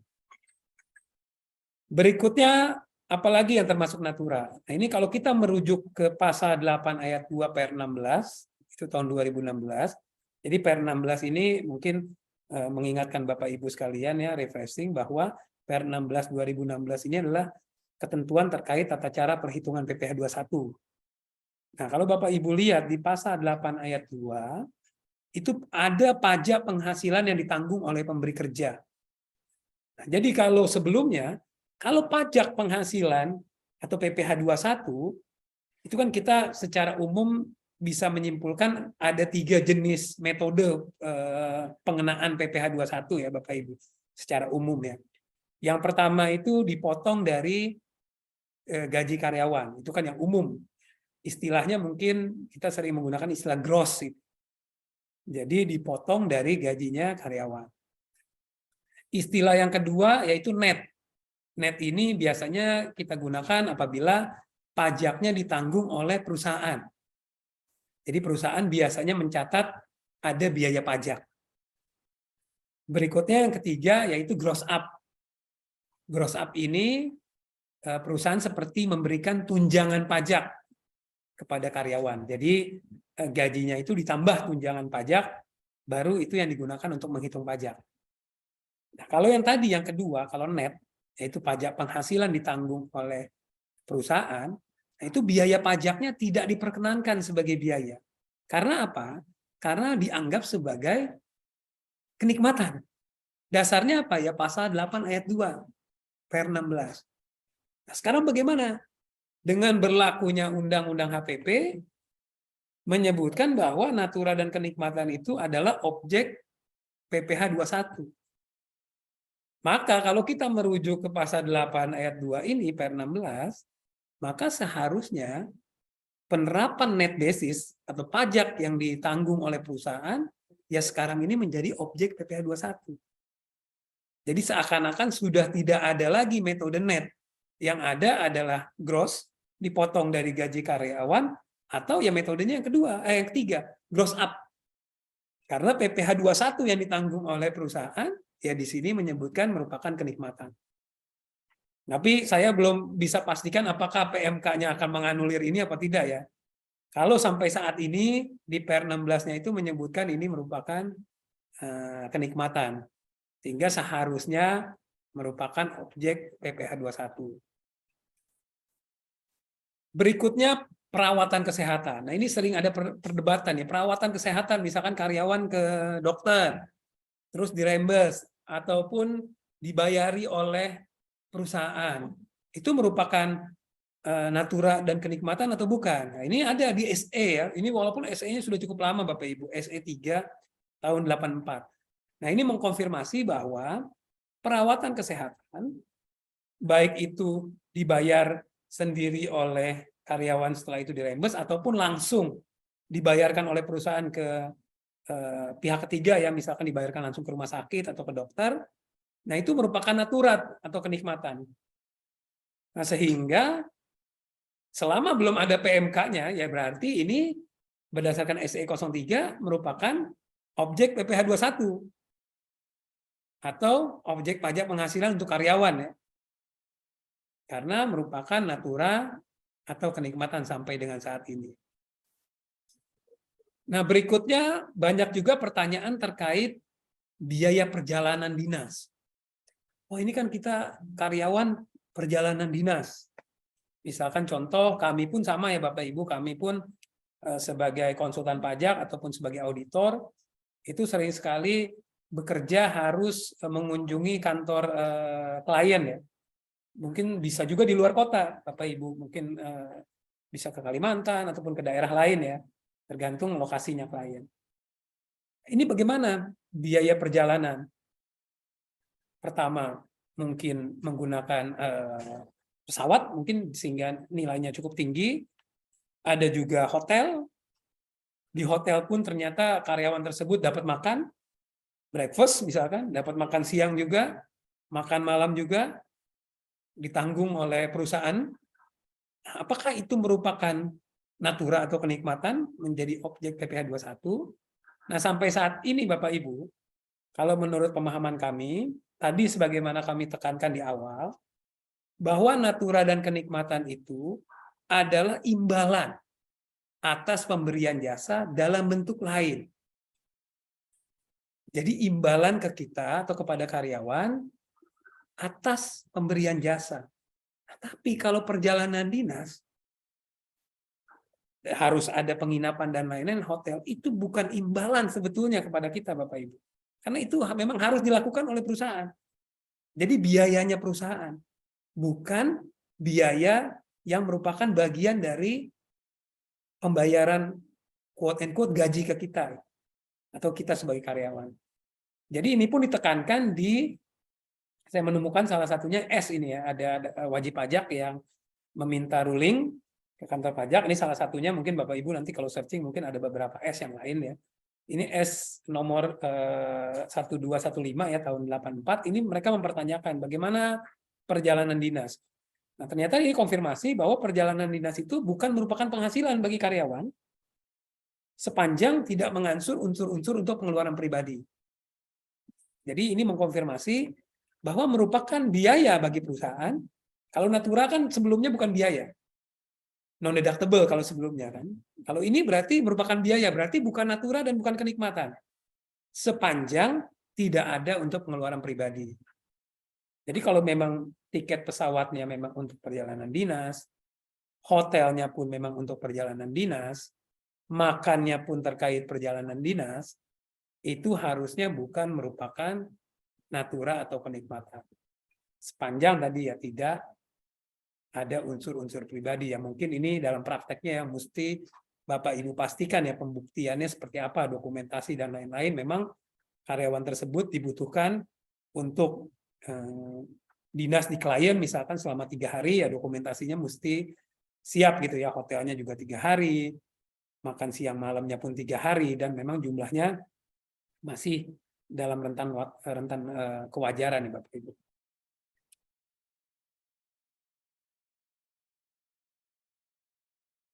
Berikutnya premi asuransi, dan ini pun banyak pertanyaannya. Apakah premi asuransi, contoh pembayaran yang umum ya, misalkan jaminan kecelakaan kerja, sebagai perusahaan wajib ya Bapak Ibu untuk ikut serta di BPJS baik kesehatan ataupun BPJS ketenagakerjaan. Itu ada jaminan kecelakaan kerja, jaminan kematian, terus ada juga kesehatan. Mungkin Bapak Ibu juga mengikut sertakan karyawan di asuransi swasta ataupun asuransi BUMN yang lain. Jadi asuransi kesehatan, contoh mungkin Mandiri InHealth ataupun yang lain ya Bapak Ibu. Nah ini bagaimana nih? Apakah premi asuransi merupakan natura atau kenikmatan yang diterima oleh karyawan? Nah ini kita bisa buka Bapak Ibu di pasal 4 ayat 1 huruf A Undang-Undang PPh yang terakhir di Undang-Undang HPP. Jadi menyebutkan di penjelasan pasal 4 ayat 1 ini saya langsung ya, ini kata-katanya persis sama ya dengan penjelasan, bahwa semua pembayaran atau imbalan sehubungan dengan pekerjaan seperti upah, gaji, premi asuransi jiwa, dan asuransi kesehatan yang dibayar oleh pemberi kerja atau imbalan dalam bentuk lainnya. Pengertian imbalan dalam bentuk lainnya adalah natura dan kenikmatan. Dengan menggunakan penjelasan pasal 4 ayat 1 huruf A ini berarti premi asuransi bukan merupakan natura dan atau kenikmatan. Karena dibedakan Bapak Ibu. Ada upah, gaji, premi asuransi, baru atau natura. Jadi premi asuransi, baru atau natura. Jadi premi asuransi sesuai dengan penjelasan ini ya, pasal 4 ayat 1 bukan natura dan kenikmatan. Jadi hal yang berbeda. Kalau menggunakan penjelasan pasal 4 ayat 1 huruf A ini Bapak Ibu. Nah, berikutnya saya merujuk ke Per 16 Bapak Ibu. Di Per 16 ada lampiran Per 16 ini Bapak Ibu bisa lihat. Nanti kita share juga PowerPoint-nya Bapak Ibu bisa cocokkan. Ini ada di item 1 Romawi 1.A, 1.B ini mengenai bagaimana cara menghitung PPh 21. Jaminan kecelakaan kerja, jaminan kematian, jaminan pemeliharaan kesehatan, ya termasuk premi asuransi yang dibayar oleh perusahaan, itu merupakan penghasilan bagi karyawan. Jadi tidak ada pilihan Bapak Ibu. Jadi kalau premi asuransi, ya memang seharusnya objek PPh 21 Bapak Ibu. Karena memang bukan natura dan kenikmatan, jadi memang sudah harusnya setara dengan gaji, yaitu masuk objek PPh pasal 21. Dasarnya apa? Dasarnya ini tadi ya penjelasan pasal 4 ayat 1 huruf A dan juga lampiran Per 16. Tapi apakah PMK-nya nanti akan memberikan pengecualian? Seharusnya tidak ya. Karena premi asuransi ini kan bukan natura atau kenikmatan. Jadi seharusnya PMK yang mengatur natura dan kenikmatan tidak membatasi mengenai premi asuransi. Oleh karena itu kalau Bapak Ibu cek di PP 55 ini tidak ada yang membahas mengenai premi asuransi ataupun asuransi kesehatan. Karena memang seharusnya dari undang-undangnya itu sesuatu hal yang terpisah ya dengan natura dan kenikmatan. Seperti itu Bapak Ibu. Jadi kalau merujuk sampai dengan ketentuan yang ada saat ini, untuk premi asuransi tidak ada pilihan lain, harus dijadikan objek PPh 21 ya.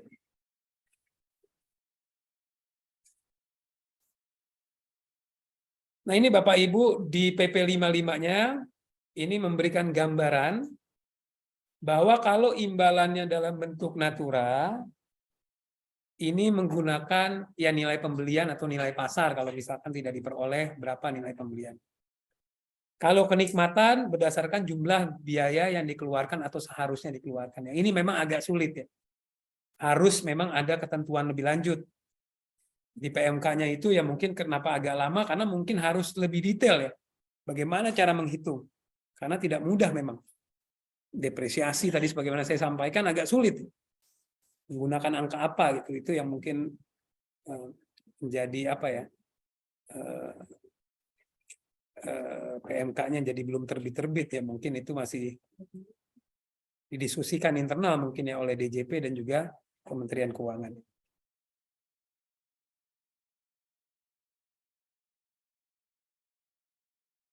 Nah ini Bapak Ibu tadi sebagaimana saya sampaikan bahwa natura dan kenikmatan itu merupakan objek pajak penghasilan mulai tahun 2022.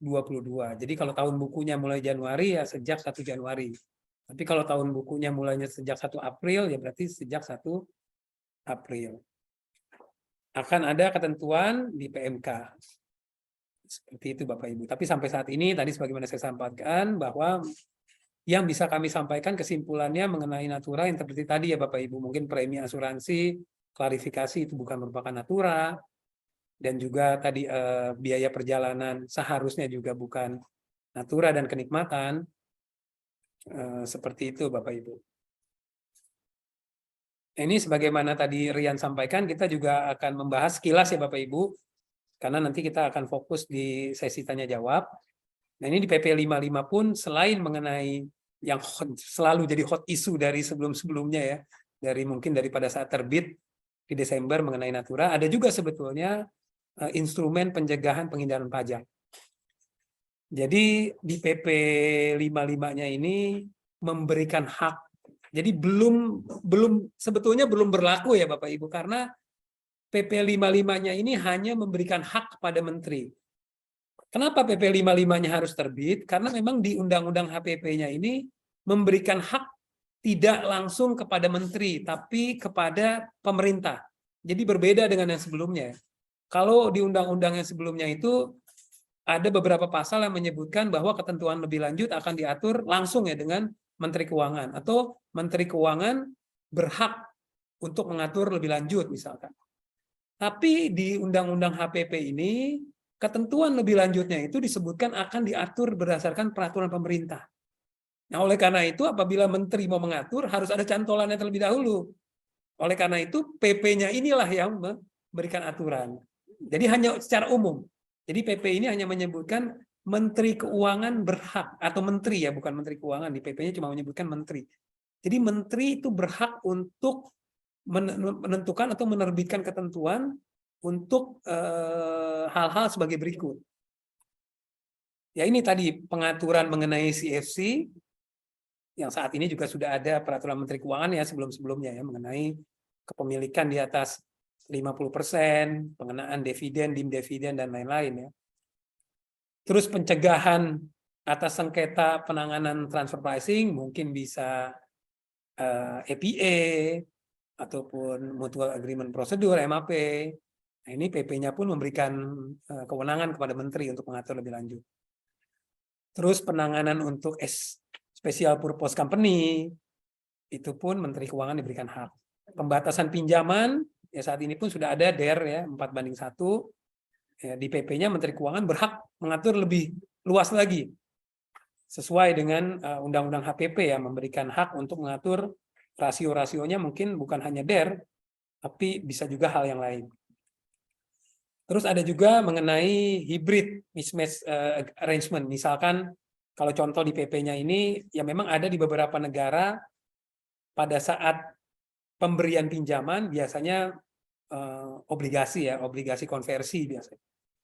Obligasi konversi atau pinjaman yang dapat dikonversi menjadi saham itu memang di beberapa negara dianggap sebagai investasi dalam bentuk modal, sehingga pembayaran bunga dari yang mendapatkan pinjaman itu biasanya di negara asal dianggap sebagai dividen, sehingga tidak dikenakan pajak di negara asal, walaupun di negara pembayar pinjaman itu dianggap sebagai bunga. Nah, ini Menteri Keuangan pun diberikan hak untuk mengatur lebih lanjut atau mengatur batasan-batasan lebih lanjut mengenai hal itu.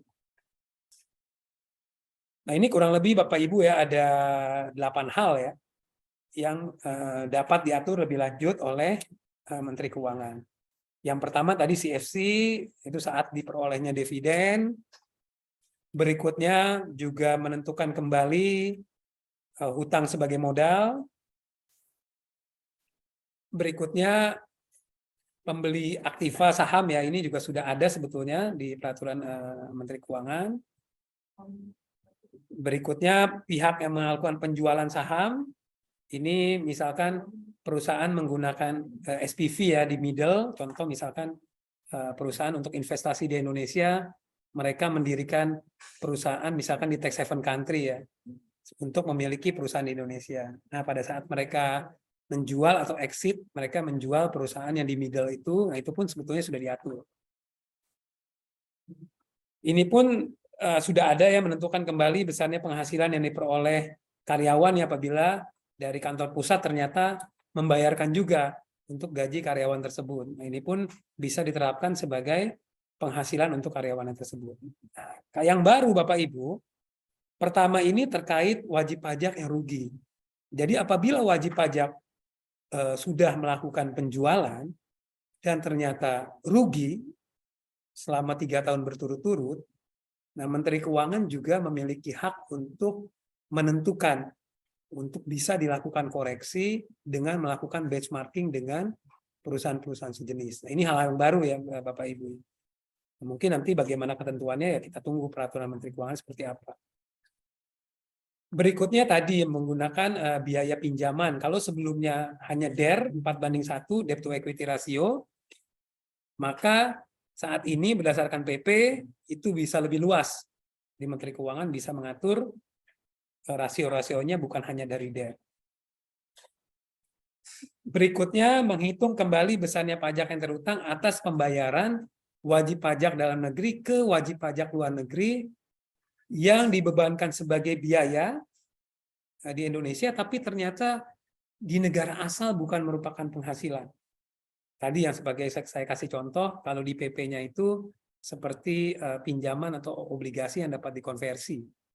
Di satu sisi di Indonesia mungkin dianggap itu sebagai biaya, tapi di satu sisi ternyata di negara asal itu merupakan penghasilan. Nah, ini berlaku bukan hanya untuk transaksi hubungan istimewa ya Bapak Ibu. Jadi ini kita kasih catatan di sini bahwa yang ada tanda-tanda contreng ini ya atau tanda positif ini berlaku apabila ada transaksi hubungan istimewa. Tapi untuk dua hal ini ya seperti DER ya, debt to equity ratio yang 4:1 ini tidak ada hubungannya dengan transaksi hubungan istimewa Bapak Ibu. Jadi walaupun transaksinya tadi bukan dengan pihak hubungan istimewa, tapi Menteri Keuangan tetap berhak untuk mengatur lebih lanjut. Dan nanti DJP sebagai pelaksana dari peraturan Menteri Keuangan itu, ya nanti dalam prakteknya mungkin mereka akan melakukan koreksi ya.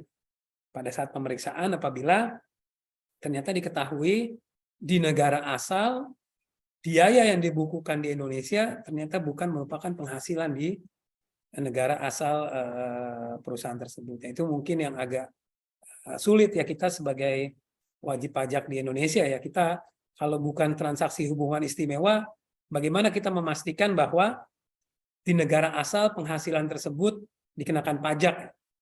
Ini mungkin nanti ya Menteri Keuangan harus mengatur lebih lanjut bagaimana kita sebagai wajib pajak dalam negeri tidak dirugikan ya dengan adanya ketentuan ini. Nah, berikutnya yang terakhir Bapak Ibu ini sekilas ya mengenai penghasilan untuk wajib pajak dengan peredaran bruto tertentu. Kalau sebelumnya mungkin Bapak Ibu sudah memahami ini sebelumnya diatur di PP 23 ya. PP 23 tahun 2018 ya. Mengenai peredaran bruto yang tidak melebihi 4,8 miliar. Nah, ini disebutkan lagi di PP 55, jadi sudah tidak berlaku ya Bapak Ibu PP 23, tapi menggunakan PP 55 saat ini untuk penentuan pajak yang 0,5%. Sebetulnya tidak banyak yang berubah Bapak Ibu untuk pengaturan ini, jadi cuma menegaskan bahwa berdasarkan Undang-Undang Cipta Kerja, itu dimungkinkan untuk orang pribadi membuat PT atau istilahnya PT perorangan. Nah, ini sebelumnya di PP 23 ini tidak menyebutkan karena memang terbit sebelum Undang-Undang Omnibus Law ya atau Cipta Kerja ya. Nah, ini di PP 55 menyebutkan bahwa 0,5% ini apabila di bawah 4,8 M juga berlaku untuk PT perorangan atau PT orang pribadi. Jadi kalau orang pribadi membuat PT ya boleh, bisa juga menggunakan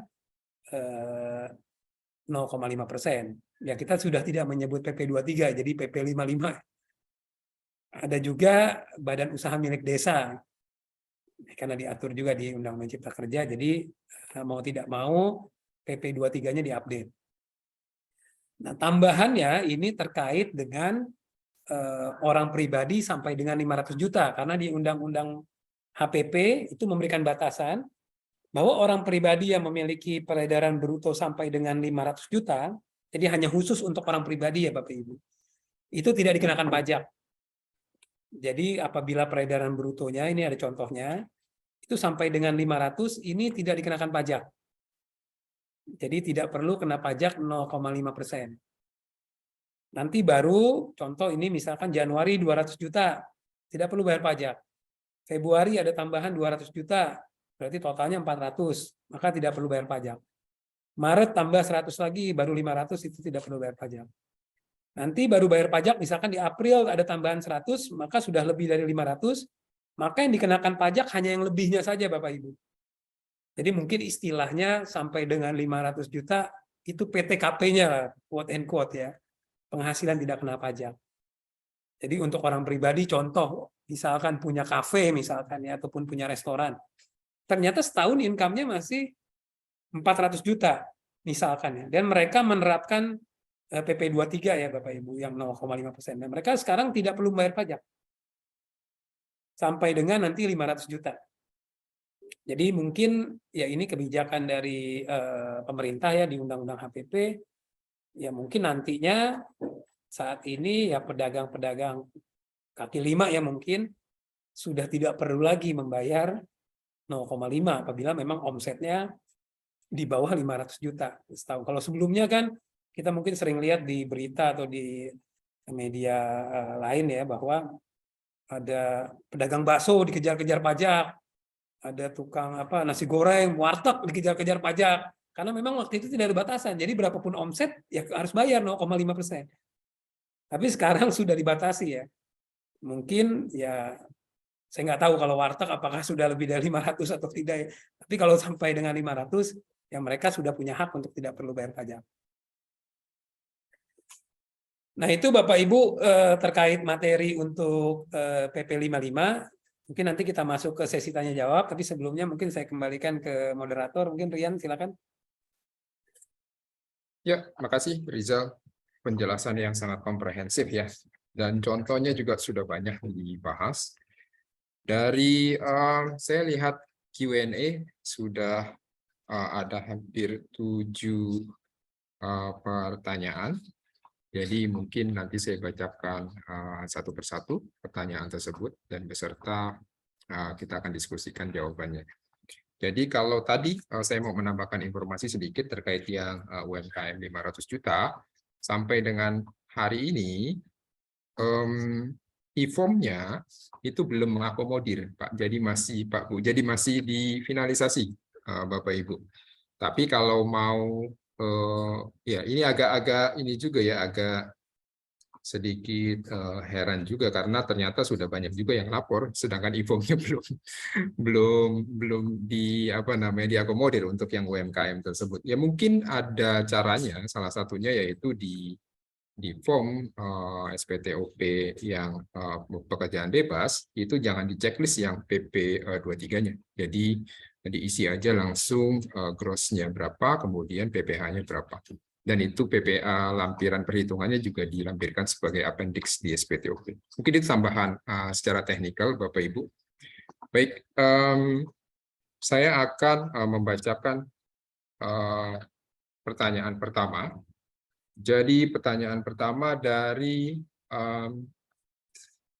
Bapak atau Ibu nih,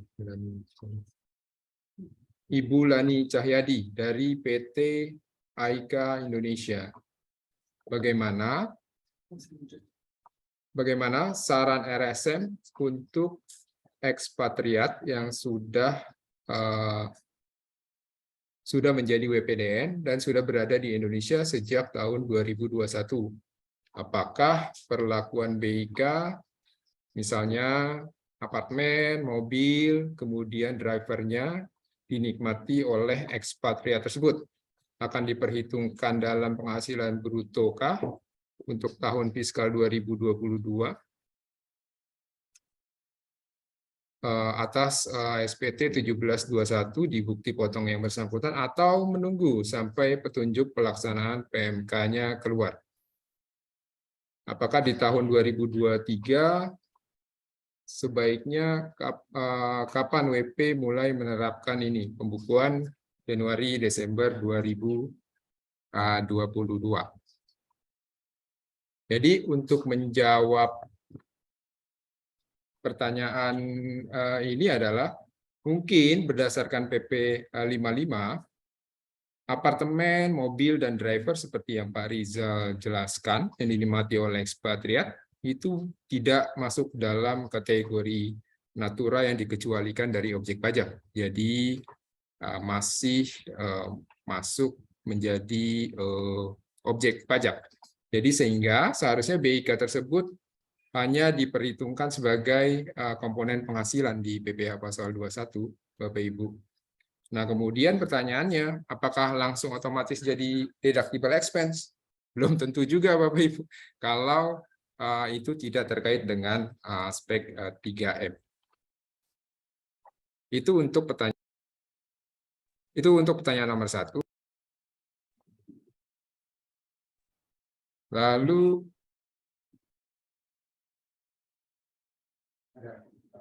oh ya, mungkin terima kasih Rian ya. Ini mungkin memang pertanyaan mengenai natura ini jadi masih grey ya Bapak Ibu ya. Ini pertanyaannya apakah kita jadikan objek di tahun 2022 ataukah menunggu sampai PMK-nya keluar.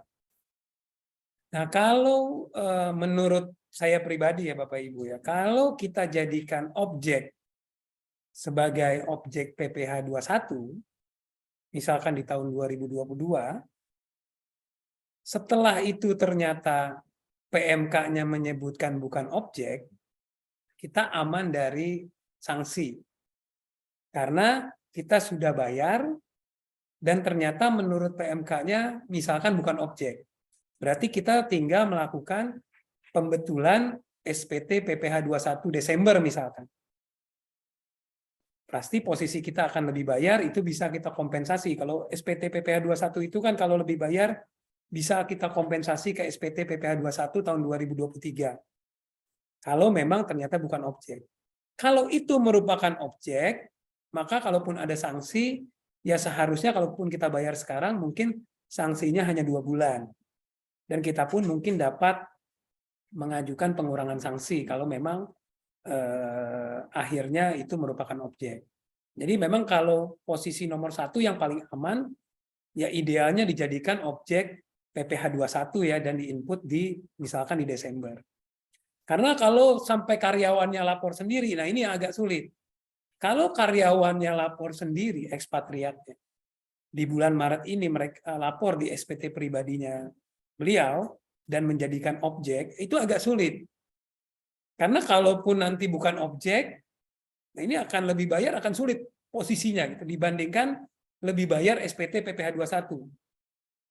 Kalau lebih bayar SPT orang pribadi, ya bisa sebetulnya dilakukan PBK, tapi agak sulit karena mungkin ekspatriat tersebut tidak ada pajak lainnya kan yang harus dibayar. Kalaupun di PBK, PBK ke pajak apa, pemindah bukuan ke pajak apa.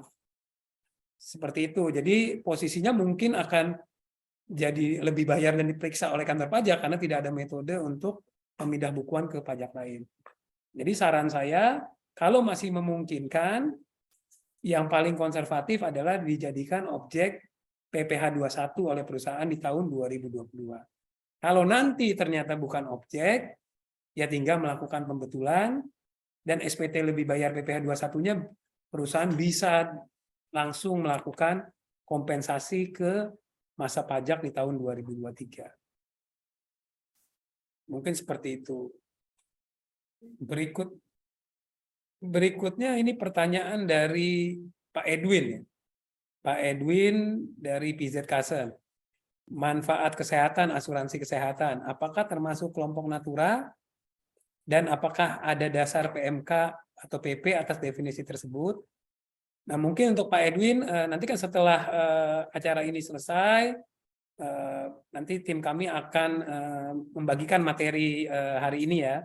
Tadi sebagaimana saya sampaikan bahwa tadi sebetulnya ada pembahasan mengenai hal ini, Pak Edwin, bahwa untuk manfaat asuransi, maksudnya premi asuransi yang dibayarkan oleh perusahaan, itu sebetulnya bukan sebetulnya berdasarkan pasal 4 ayat 1, penjelasan di Undang-Undang HPP, itu tidak termasuk bagian dari natura atau kenikmatan.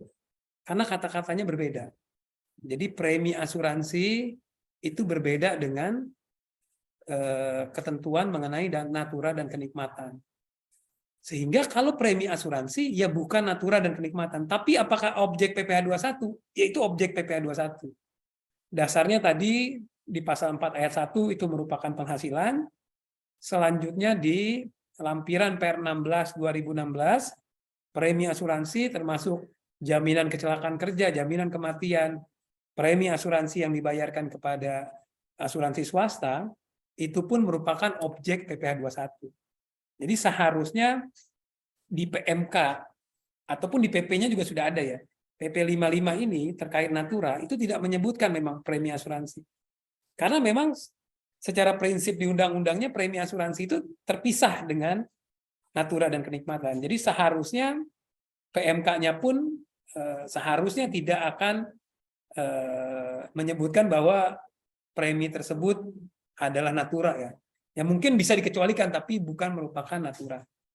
Jadi sampai saat ini harusnya Pak Edwin, kalau premi asuransi pilihannya harusnya dijadikan objek PPh 21.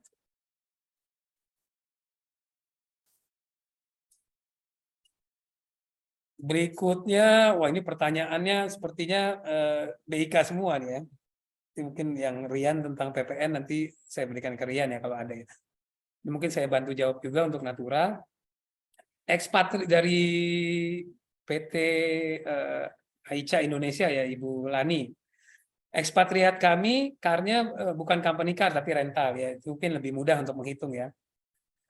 Apakah kalau company car ini yang sudah kita depresiasikan, direklas dan ditarik sebagai BIK? Nah ini Bu, sebagaimana saya sampaikan, bahwa memang untuk tata cara perhitungannya belum ada ini. Bagaimana kalau company car?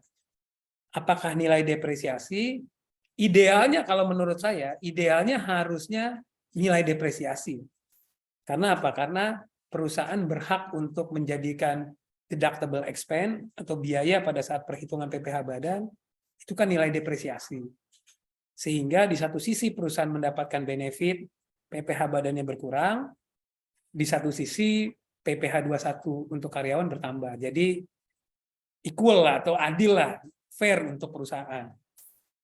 Tapi kalau depresiasinya sudah habis, wah saya sudah nol nih depresiasi, sudah 8 tahun mobilnya, tapi masih digunakan oleh karyawan tersebut. Harusnya kalau menurut saya, ya tidak ada natura atau kenikmatan yang diterima oleh karyawan tersebut karena memang tidak pernah lagi ada biaya yang dibiayakan oleh perusahaan untuk mengurangi PPh badan. Idealnya seperti itu. Tapi apakah nanti PMK-nya seperti itu ya kita pun masih menunggu. Kalau menurut saya sih idealnya tadi biaya depresiasi. Kalau sudah habis nol ya berarti tidak ada natura atau tidak ada objek PPh 21. Seperti itu. Driver, nah bagaimana dengan driver? Apakah jadi double gitu ya? Pertanyaannya, ini pertanyaan menarik juga nih, apakah drivernya driver company? Jadi si perusahaan mempekerjakan supir, supirnya digaji oleh perusahaan, tapi supirnya itu dipekerjakan untuk membantu karyawan lain ya, atau misalkan contoh ekspatriatnya ini. Ini memang pertanyaan menarik juga, apakah gaji si supir ini kan sudah dikenakan PPh 21. Apakah double tax jadinya, jadi naturanya jadi ganda gitu ya? Ada kemungkinan juga, Bu. Ada kemungkinan. Gaji supirnya itu, dikarenakan supirnya itu melakukan pekerjaan yang merupakan fasilitas atau natura untuk ekspat tersebut, ada kemungkinan gaji karyawannya tersebut merupakan natura untuk si ekspat.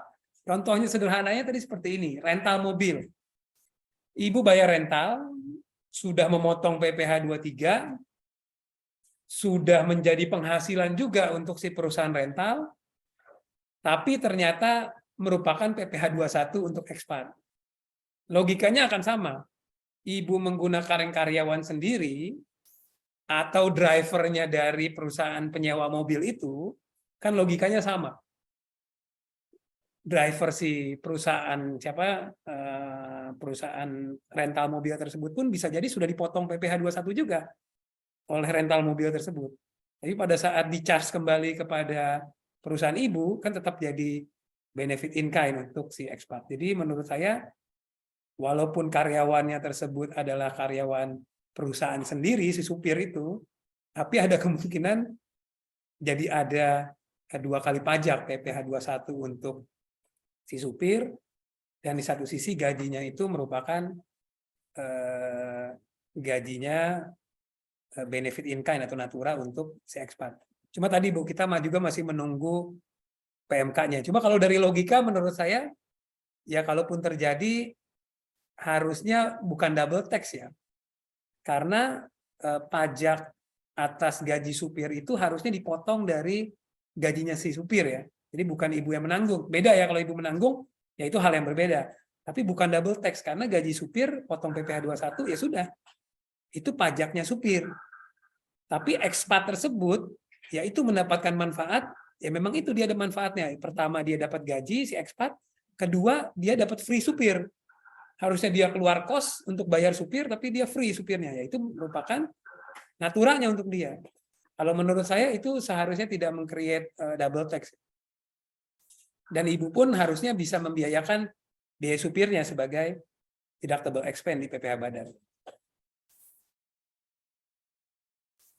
Berikutnya Bapak atau Ibu ya, Bapak Indradi sepertinya. Bapak Indra dari PT Surya Semesta Internusa Tbk.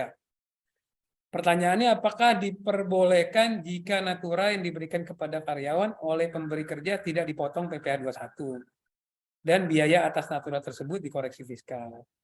Nah, ini memang yang sebelumnya seperti itu, Bapak. Jadi sebelum Undang-Undang HPP, pengenaannya seperti itu. Yaitu tidak menjadi objek PPh 21 dan perusahaan tidak menjadikan biaya. Tapi sekarang berbeda. Sekarang ini walaupun Bapak tidak menjadikan biaya, tapi tetap merupakan objek pajak penghasilan. Jadi bukan berarti oke, saya tidak biayakan. Dan berarti perusahaan 100% aman dari PPh 21. Tidak lagi, Pak.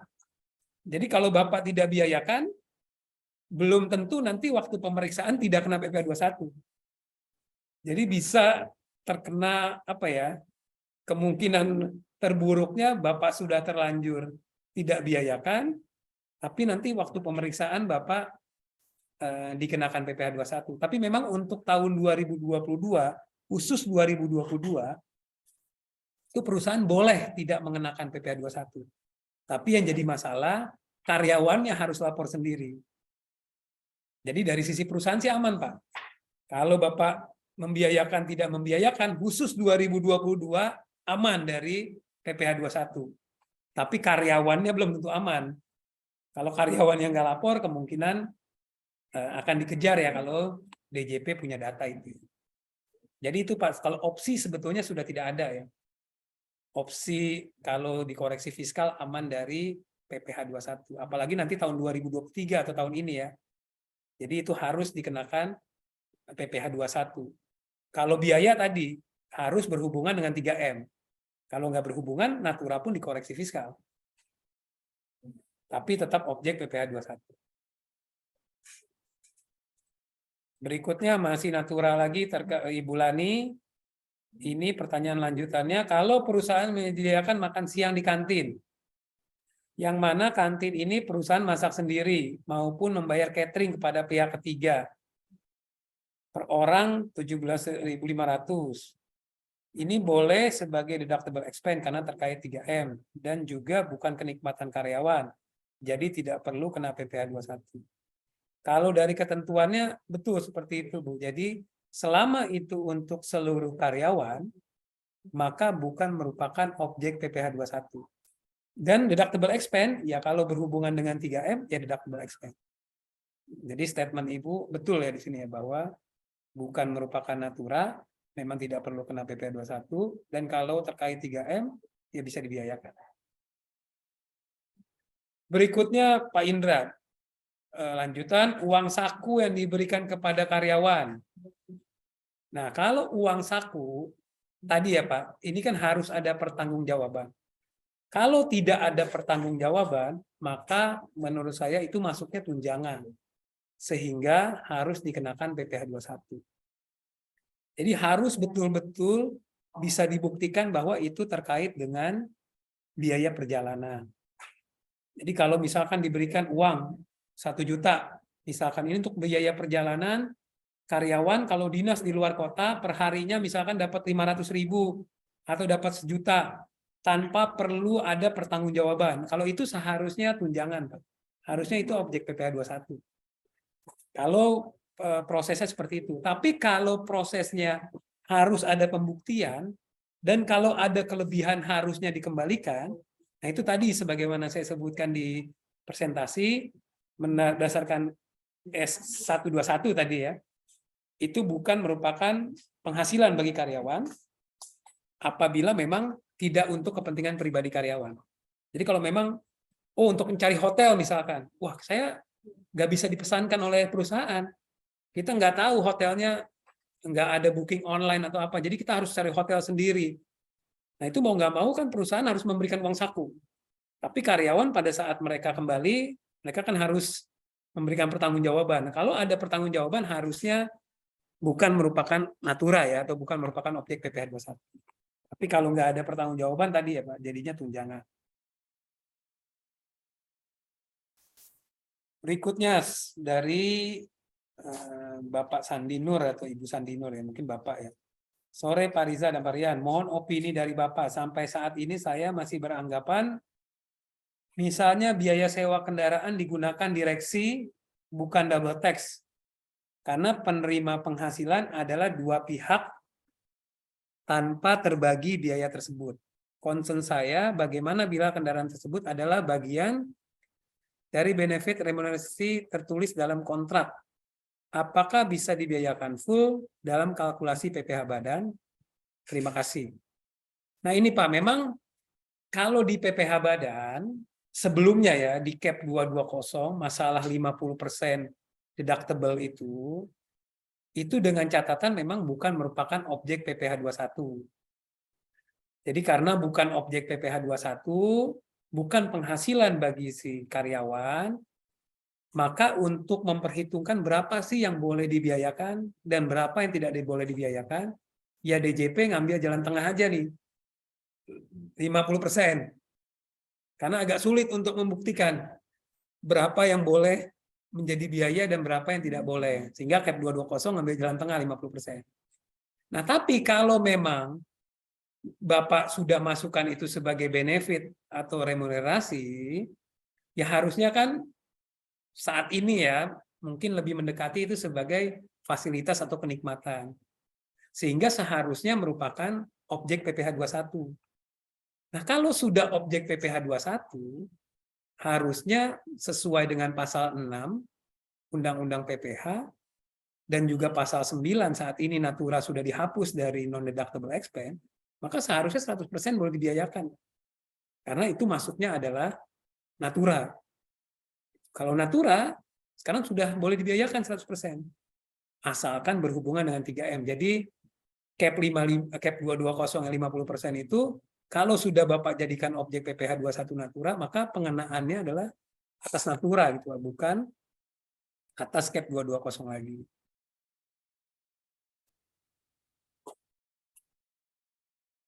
Berikutnya nih, banyak juga ya.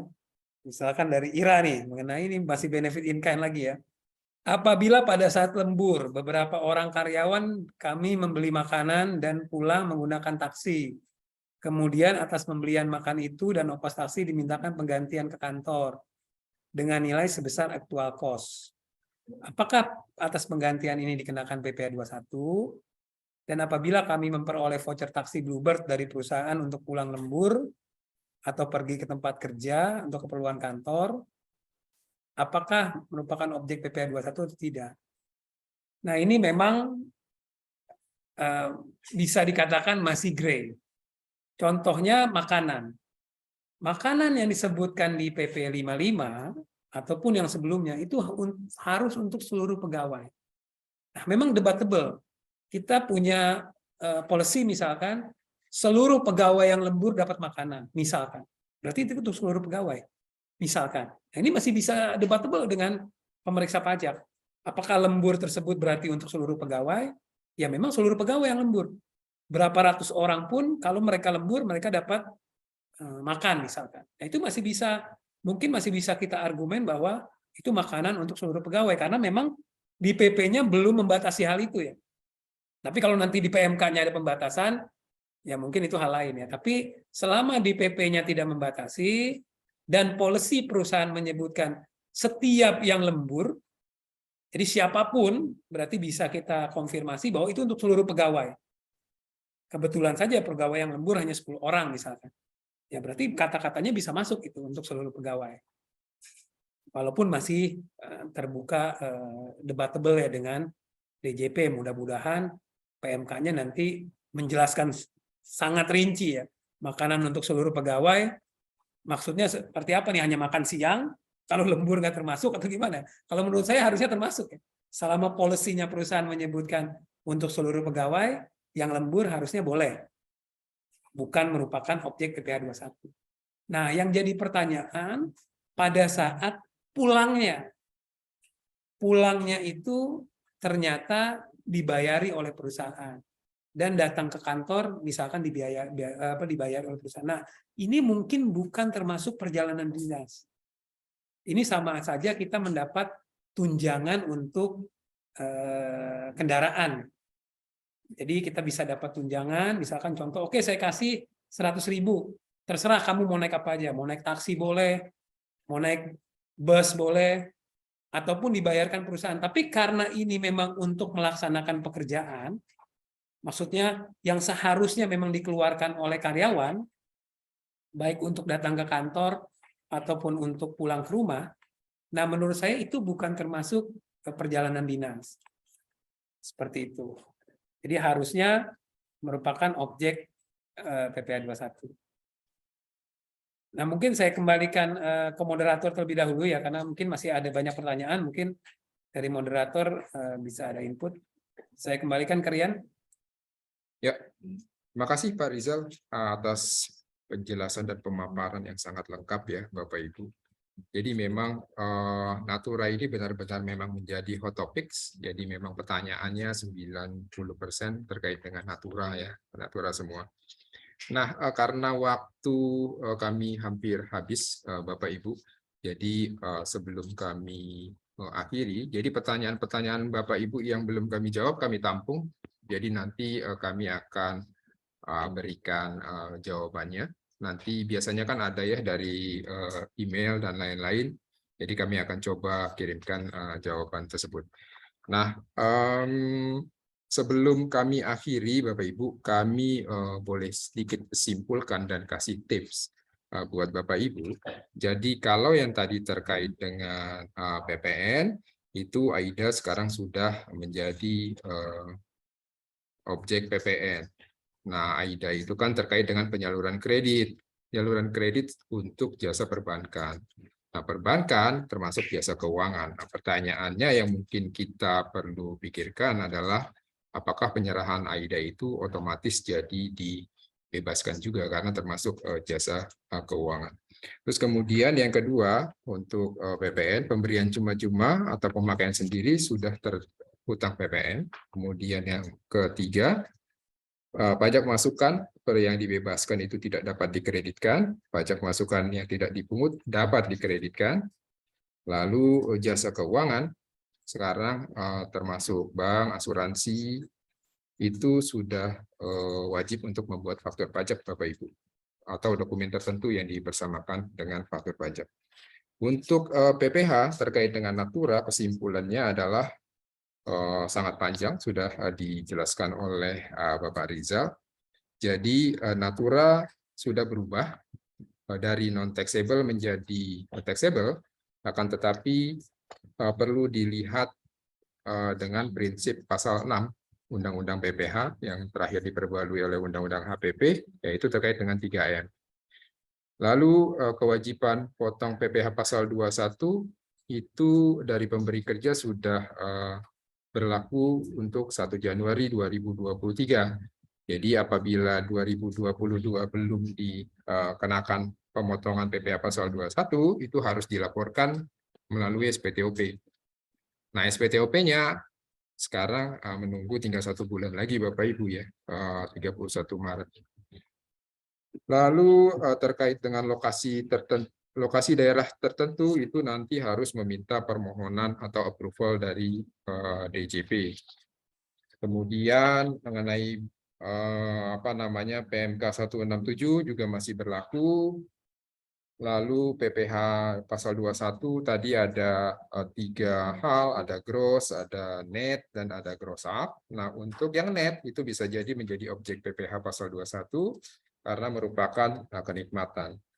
Medical itu juga tadi dijelaskan di SE 03, walaupun tahunnya masih 1984, itu merupakan natura, jadi merupakan objek PPh pasal 21.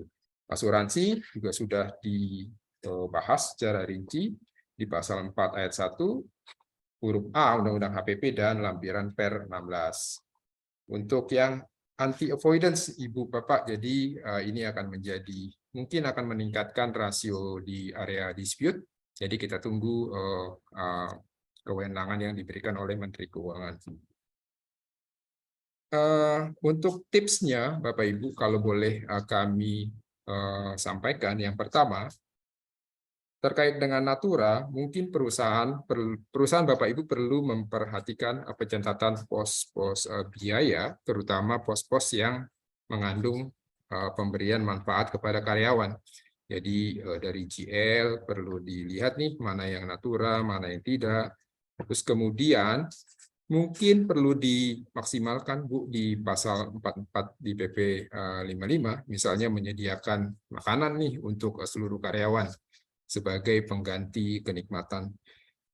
Kemudian mungkin yang klasik yaitu terkait dengan rekonsiliasi, perlu dilakukan ekualisasi antara objek yang ada di PPh pasal 21 dibandingkan dengan biaya-biaya yang ada di SPT badan. Lalu maksimalkan Bu penggunaan benefit in cash. Jadi ini mungkin bisa jadi pertimbangan untuk merubah benefit in kind menjadi benefit in cash.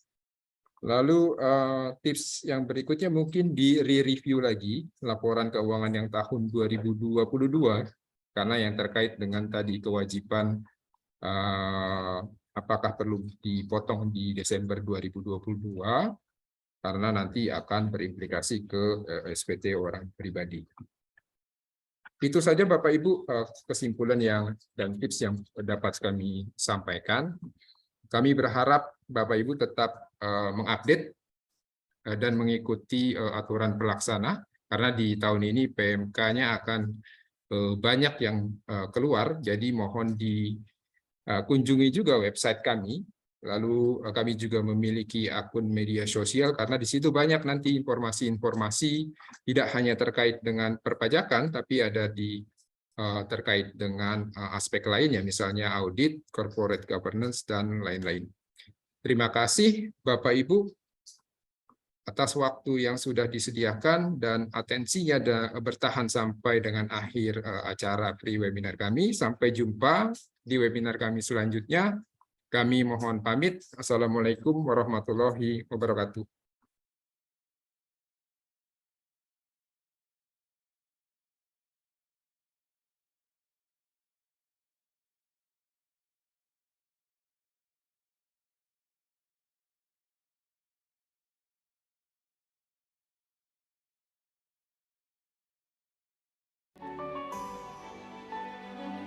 At RSM, we have over 40,000 great minds that take the time to find out what makes you and your business tick.